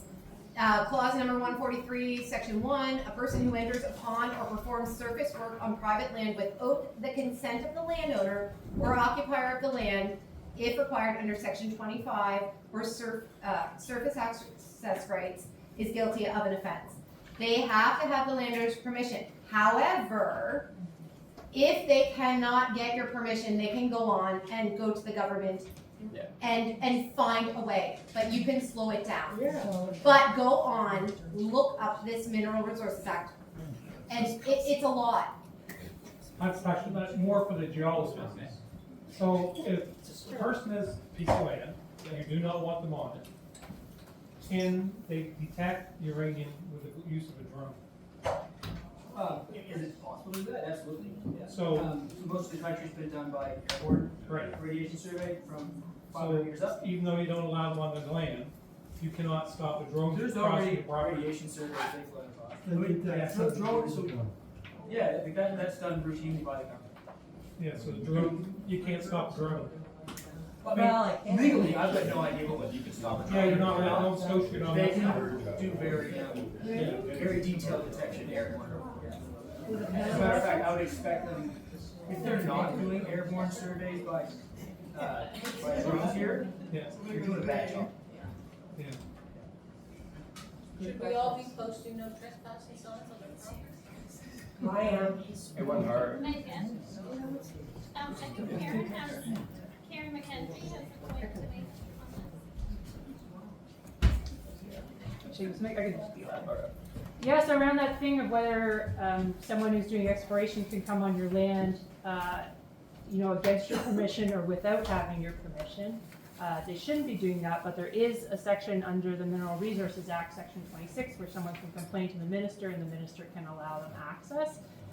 In the past, ministers have said they wouldn't use that clause, but it was just used a couple weeks ago for a company that wanted to do exploration for lithium on a landowner's property. The landowner was trying to negotiate compensation, which you can totally do. They didn't reach agreement. Someone complained to the minister, and the company was allowed to go on the landowner's land. So there are these provisions under the law that haven't been used by ministers before, but they are being used by this government.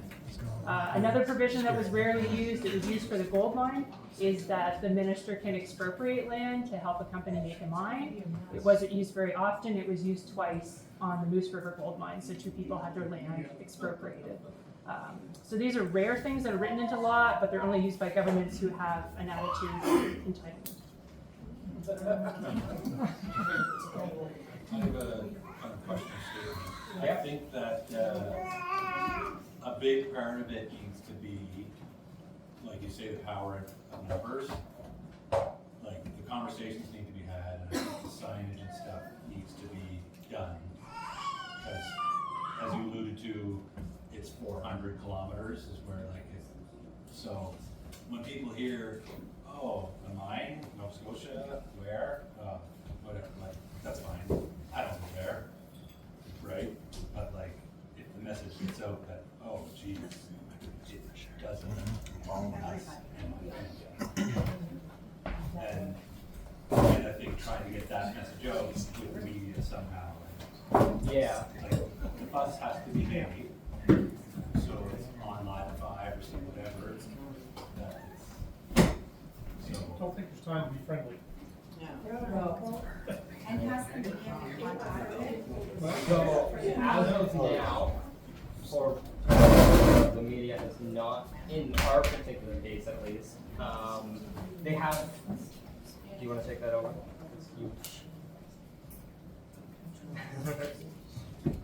Our counselor in our area was interviewed a week ago by CBC, and she's only allowed to say so much. I don't know if she lives in our area, but she did voice her concerns.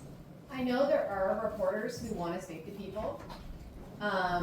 They have reached out in groups and are interested to hear from people. Right now they're hearing things from the government, and we all know the way the media can spill things.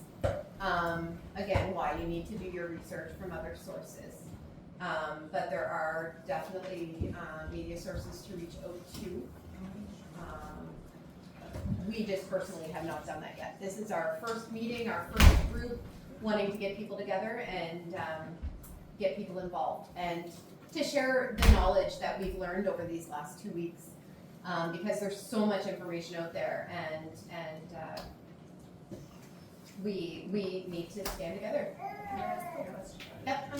Do you have any idea, like, how much is this actually worth to them? Like, why is this even happening? Do you know as a geologist? Like, we're sacrificing our agriculture, we're sacrificing our tourism, we're sacrificing all of these things. Like, is uranium really worth that much money? So, the reason it was explored for in the 70s was uranium hit a price high in the Cold War, right? It was 1970s, the Cold War was full on, lots of demand for uranium. Uranium prices went in the absolute dumpster until the early 2000s, and then they spiked in 2008 to like $200 a pound, which is a lot. And we just had a spike, a second spike, maybe a year ago to $130 a pound. Demand's on that. But actually, it's going back down right now.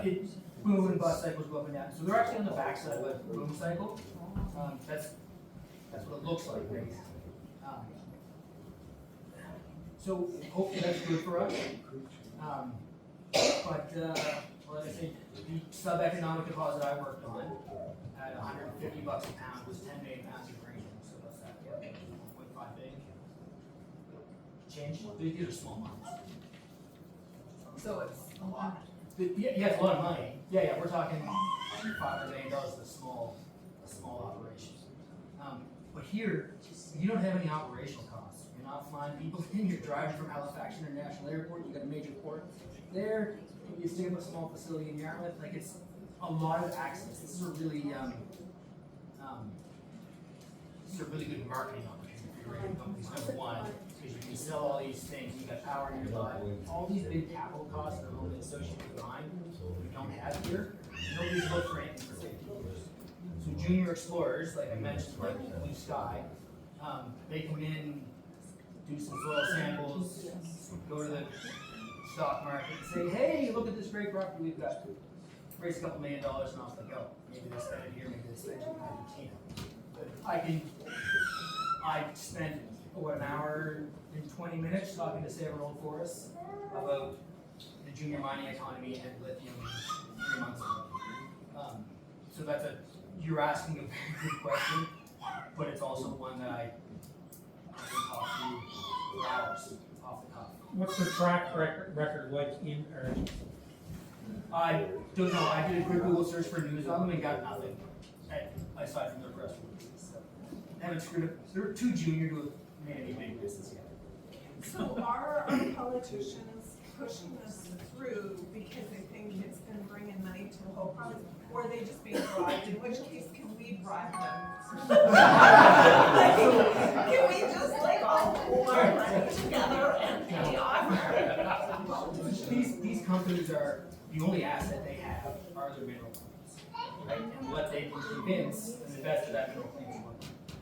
So once the process is kind of started, it's really hard to back out of it, and us as individuals have very little ability to do this except affect our politicians.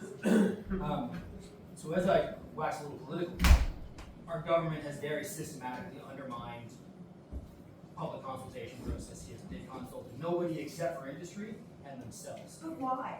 So this is, we're getting. Okay. That is, if you pick up any policy book written in the last 50 years, that will tell you in the introduction, if not in the first chapter, that the only thing that is going to create is a bad policy. One of Mr. Houston's main reasons for doing this in his caucus letter was that moratorium is bad policy, we're not going to listen to no 2%, blah, blah, blah. So they've fundamentally done exactly what they preached they were overturning, number one. But also, where was I going with this? There's so much going on. So, you've got the, your question was, can we get around it? Why?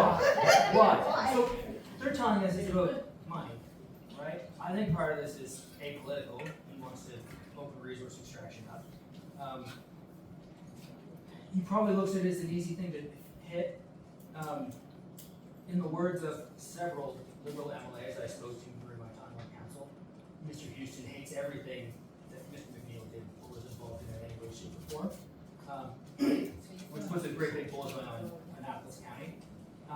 And also, MLAs were reaching out to me in June because they knew my geology background, last June, asking for uranium information because they thought it was something other than pie.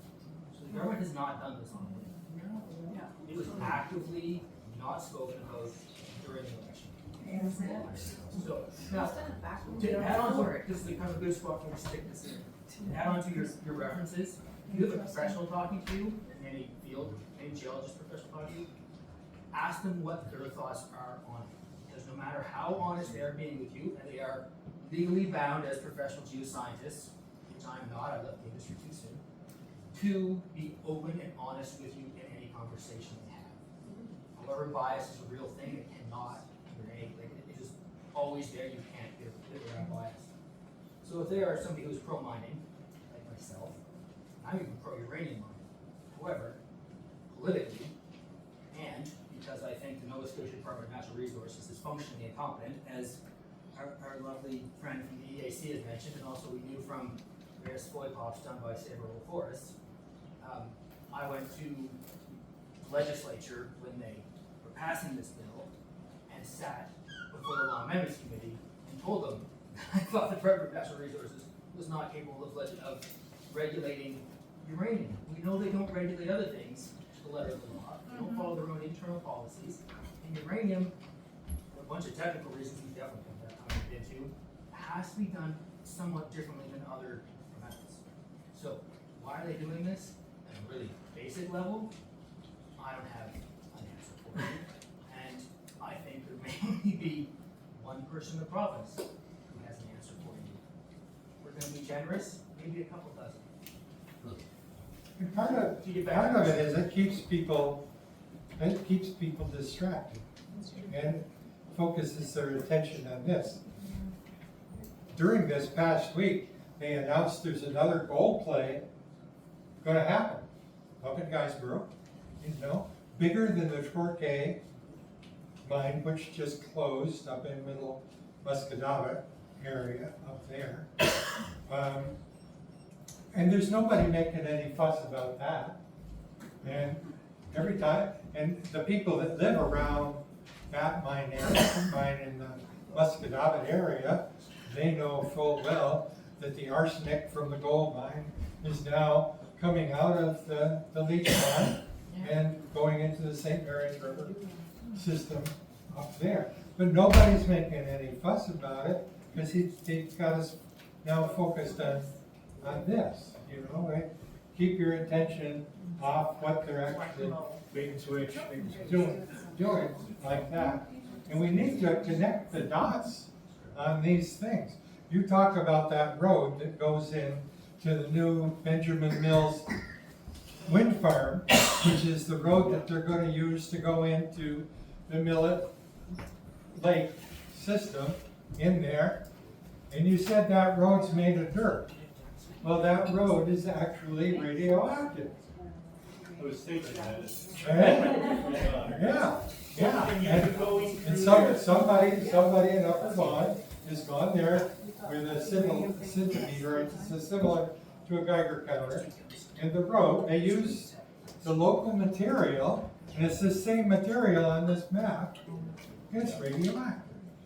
So this summer, when the trucks are going up and down in there to deliver the equipment to build the wind farm, and possibly other equipment is going up and down that road to explore the uranium, that dust will go into the air and create a bloom.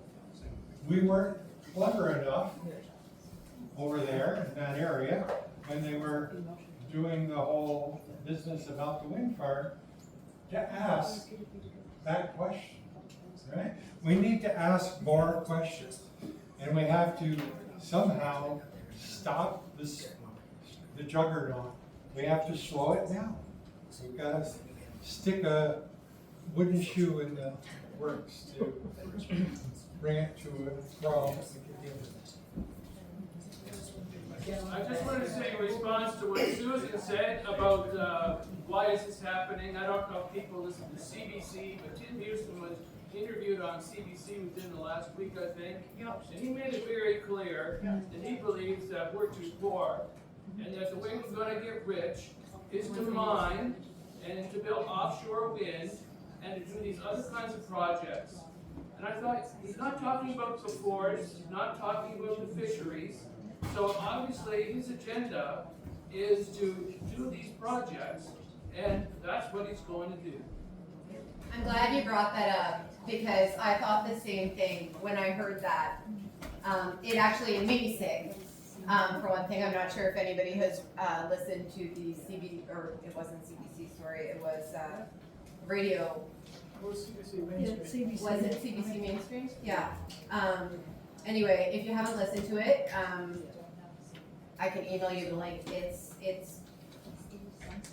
was only a few days ago. Anybody can find it on Google. And it's really important to listen to the words that came out of his mouth. It is. It very much is. And to not blindly trust elected officials.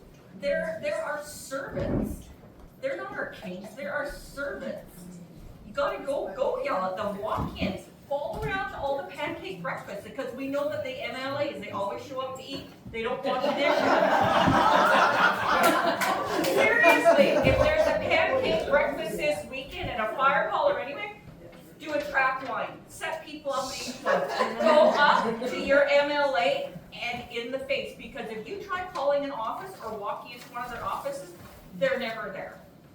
You won't get them. So make them uncomfortable.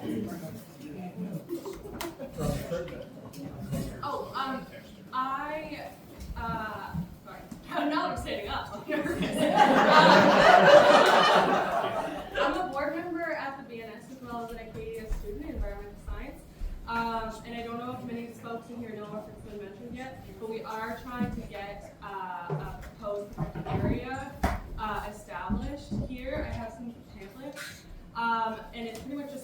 in terms of protected areas, it prohibits any industry in the area while maintaining human recreation, so hunting, trapping, fishing, ATV, snowmobiling, everything is still allowed while preserving that area for crown use and or public use.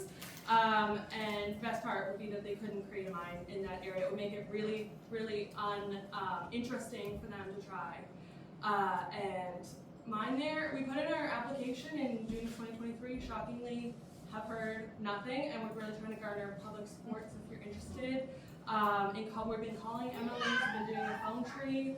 So if you have any interest, I have lots of flyers and sign-up sheet if you want to hear more.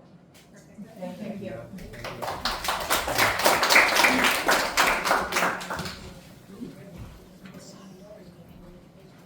That's really interesting for her to say, because when you look at that map, the northern part of that map borders on, and you can throw a stone across and hit the Cloud Lake Wilderness area. I don't understand that. How are they able to even get that close when a forestry technician can't even walk across the road with a logging and take a leak in the woods there without being hollered at? How are they able to put a uranium mine within a stone throw of that?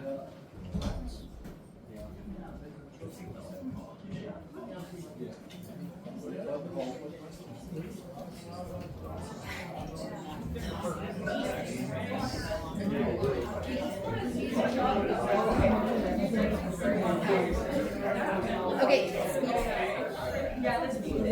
So I have some. if we can have your attention for a quick second, please. Hello. Thank you. If anybody would like to sign up to help to make those phone calls, I would like you to come on up and speak to us here. If you do not have the information and would like a handout on MLA contact information, I have about 20 copies, maybe 25 here for people who don't have a computer. I also have a letter back here that was given to me from another support group because I've already made contact in different areas where these mining is happening, and they made up this little fact sheet for me and sent it along, so I'm handing that out to you tonight. So I have that and some contact information, which includes phone numbers, emails, and addresses for your local MLAs and their offices. And it is available online too, but I know not everybody has internet here. So if all of these different organizations are getting together, like you're having one on Saturday, and there's other groups that are also getting together, is there some way that we can all get together and rally, go in the Parliament buildings or something or other? Because if we're all just little tiny groups, yeah. But I mean, if you're just, yeah, like if you're all gonna be small groups, it's not gonna make an impact. And if you can get a group together, and everybody together, and then the media will get involved, right? Then it's gonna get out there, and then people are gonna say, okay, that's, I put it on my back here. But it doesn't that all of these have, right? So maybe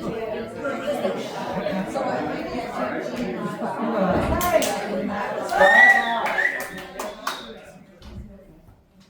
Somebody was speaking there, please. Be respectful.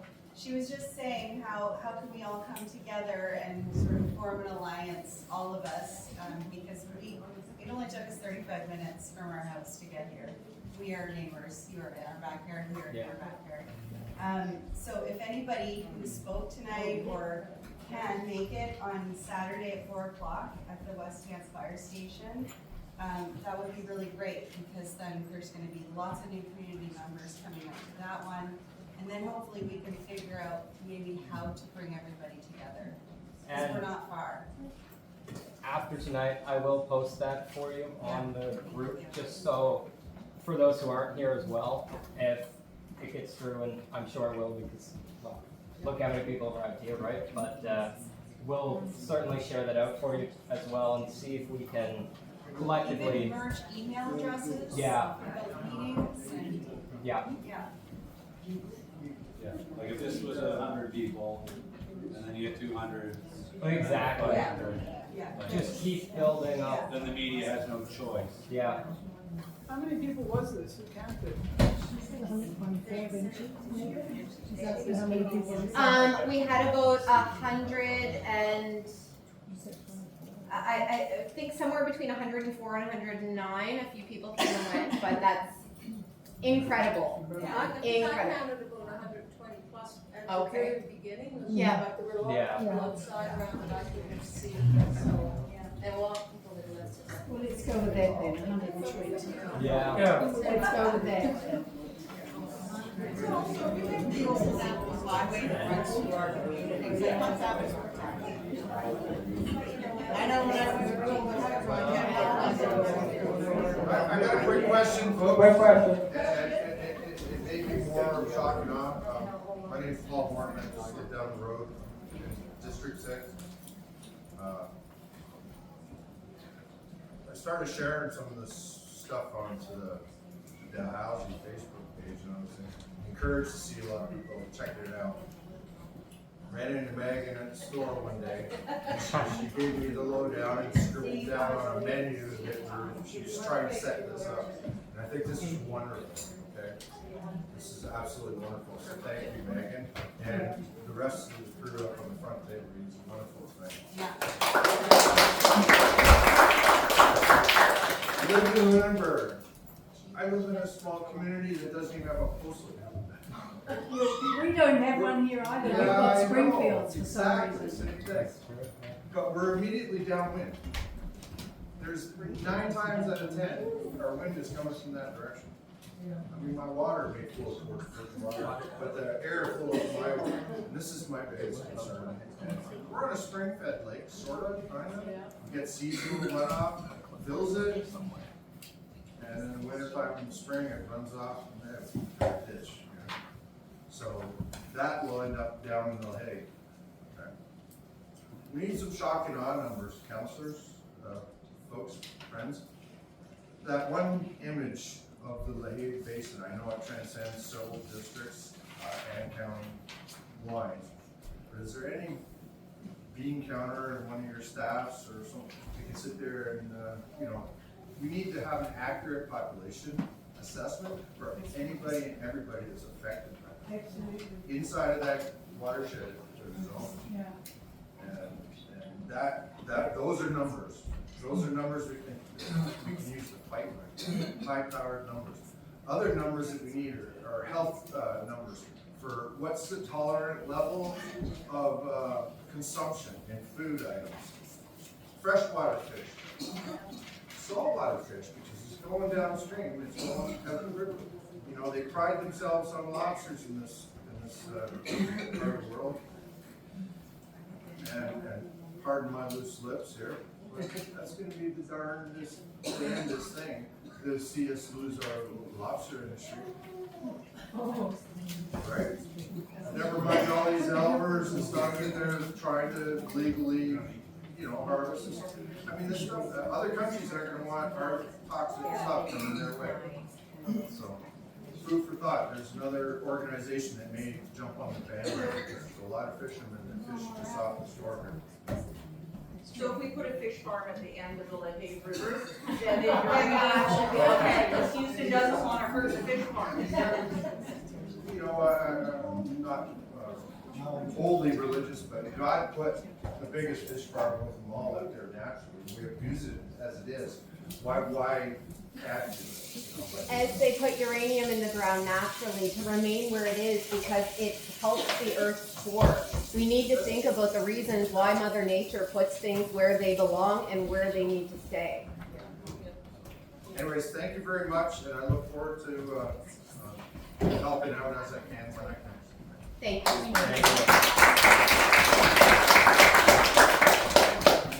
I have a question for Brad.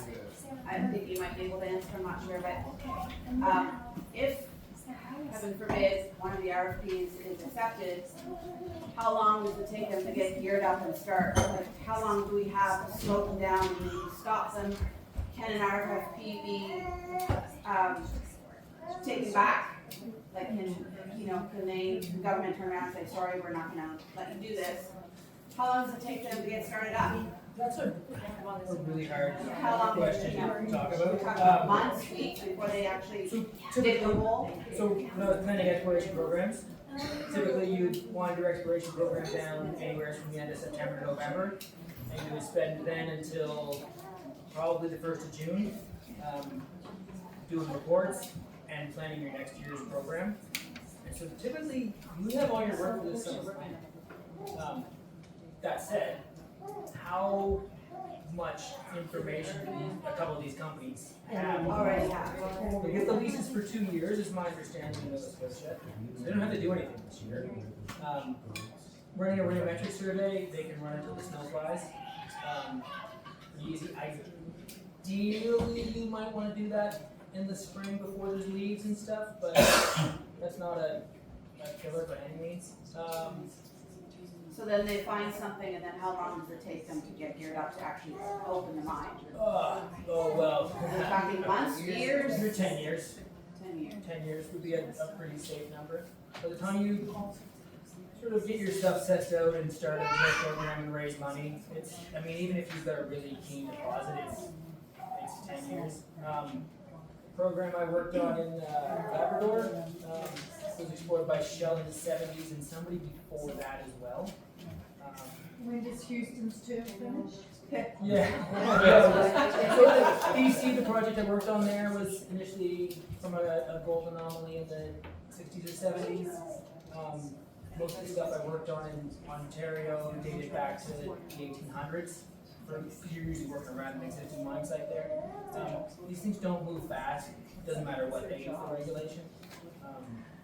So if they do award an RFP, is there any chance if we're successful in stopping this, that they'll claw that back and take away that? July 7th. I mean, the councillors I know, right, like, once you issue a contract, if you try and recall a contract, there's contracts are there for a reason, right? There's financial implications. Realistically, you guys have a hard fight against it uphill. One of the, somebody quite involved in Cape 45 years ago, one of the things they wanted me to tell you today was, sort of a little emotional here, very good friend, that you shouldn't underestimate the psychological damage you were going to take by fighting. You are all very personally invested, and they're not. So it's a hard fight, and it's not a short fight. 2 years is your minimum time in, I would say, on this, right? That's the term of the lease and the term of the RFPs. Realistically, you're probably looking to the end of Houston's term, at least. So when a company has that's no sort. Yeah, go ahead. If they go for the quote, like their RFP or whatever, Yeah. do they have to financially put money down with it? So, Yes, I want to look I at think they do. Yeah, so the RFP is written, they have to do a bunch of front-end work that you normally wouldn't do until after your exploration program is done, when I was reading through it. I did just give it a pretty cursory short plow through, like. So right off the get-go, I mean, I've the been government's through making money a off couple of thousand pages of documents in the last So 3 or 4 days. successful So is that it? That's all? That is the proposal content and format. So the way mineral claims work is you 1600. are making a commitment. They give it to you for 2 years in Nova Scotia. In some places it's 1 year. You're committed to do X number of dollars of work per hectare. That's Ontario, just when I was to there submit 15 for the years ago, RFP. it was $4 a hectare. So they were billing me out at $500 a day, $400 a day, sort of thing. So I didn't have to spend that many days on a claim doing work. And they will shipping of samples, cost of having your samples analyzed, all that sort of stuff. Like on a really bare bones program, for 2 geologists or a geologist and a student working with you, the budget's half. It's not cheap. So that they can come in one season, do enough work, they don't have to touch that claim for probably 4 or 5 years. Do biologists come into play in any of this? I mean, eventually. when they start looking at mining permits. So there's different levels of permits as you move along the process as well. These are just exploration permits. So yeah. Okay. So, I have a question. In your experience, this may not really overlap with your experience, but my sense is that if a company that's going to invest money, I don't mean the exploration because they're not really investing very much, it's a different thing, but the next stage is along. If they look at a community that is extremely well organized and extremely opposed, they're going to have to think about that because the odds are that it's going to cost them money and hassle. I've worked in communities that are relatively hostile. That were imposing uranium moratorium when we were working there. And I think our budget that year was probably in the neighborhood of $15 million. We had 40 people in camp, and flying a camp, that's not cheap.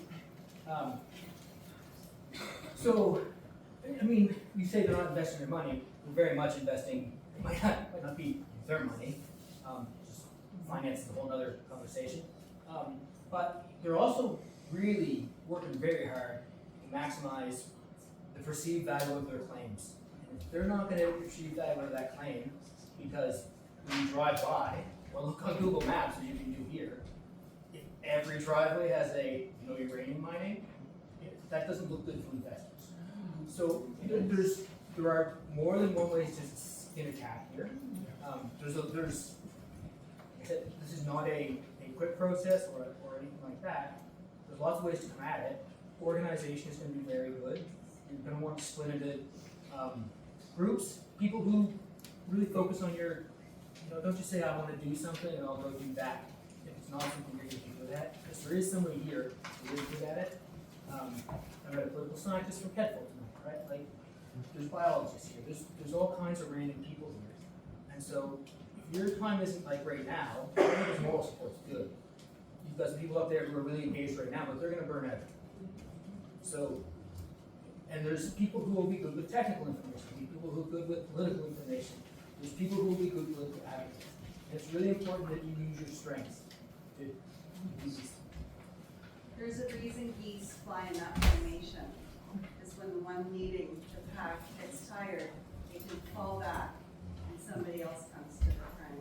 And that's what I see happening here. It has to happen that way. Because even with the windmill project, there was 90 people that showed up to the first meeting, and at the last meeting, there were 4.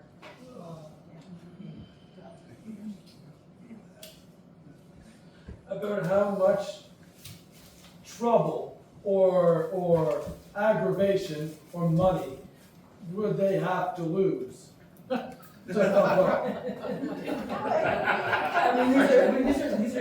like I understand $50 million worth of aggravation, but like, I'll tell you, people in a small community can cause a lot of aggravation when you know the land. They certainly can. I hate surveillance.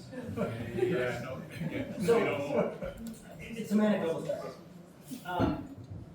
Working on projects in Northern Ontario, we always had to go consult with the local indigenous community, as you need to do. My boss and her chief geologist, who 3 times in the 8 months I worked for that company, walked around the community for 3 days each time and talked to nobody, because nobody would talk to them. No, I'm not worried about that. They respect machines. That wasn't even them trying to cause aggravation. That was just the indigenous wanted to know you were going to be around for 2 or 3 years before they were going to bother having a conversation. If you weren't going to be, then they weren't. We'll ignore eco-terrorism. Yeah, no, but so like, that's a question that's going to vary between every company. Because if they're coming in and take, like, say, your own property, Yeah. you know your own property a lot better than anybody else walking in on it. So this little blue sky uranium company I'm talking about, right? They got a budget this year of maybe $1 million or $2 million, right? They're going to spend most of that in Argentina. Their threshold for risk tolerance in many ways is going to be much lower than somebody much bigger, right? Like the last mining program I worked, we spent $500 million. That was on development. That was just on quantifying what was in the ground. There was almost no development. No, just curious. Yeah, no, like it's not really an answerable question. Okay, no, I see it's good to know the money amounts. We found it. Well, I just wanted to jump in and say, I think it's important to remember that we don't have to reinvent the wheel, right? That people have been opposing these kinds of projects across this country, across, the world since they've been in existence, right? Since they started mining. And so one thing that people can start doing too is maybe like starting to look into, okay, which struggles to oppose and mine have been successful? Like, why did they succeed? Which ones weren't successful, right? The Moose River mine, people really did try and oppose that. So, where did that fall short? Like, how can we start finding some of those patterns, looking to the people who have a lot of experience in that, right? Because this isn't the first time this has happened, it's not going to be the last time it happens, right? People are interested in that. Like, I have a friend who is to remind you that also just an activist in this kind of environment stuff for the last 20 years who's really excited to talk to people about what he's learned from that. And I'm sure there's many other people who do, right? Like, what are the things that people have succeeded in, right? They interact and struggle and run with it to see how they succeeded, right? And you didn't allow that to happen. So now we have to do that. We don't have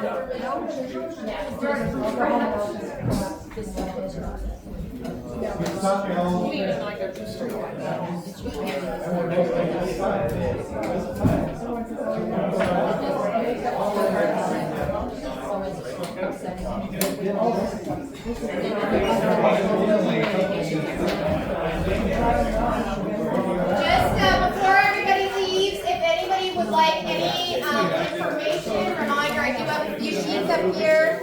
I do have all contact information here if anybody wants to take pictures of it for the legislature. I still have some paperwork here of numbers of your local families.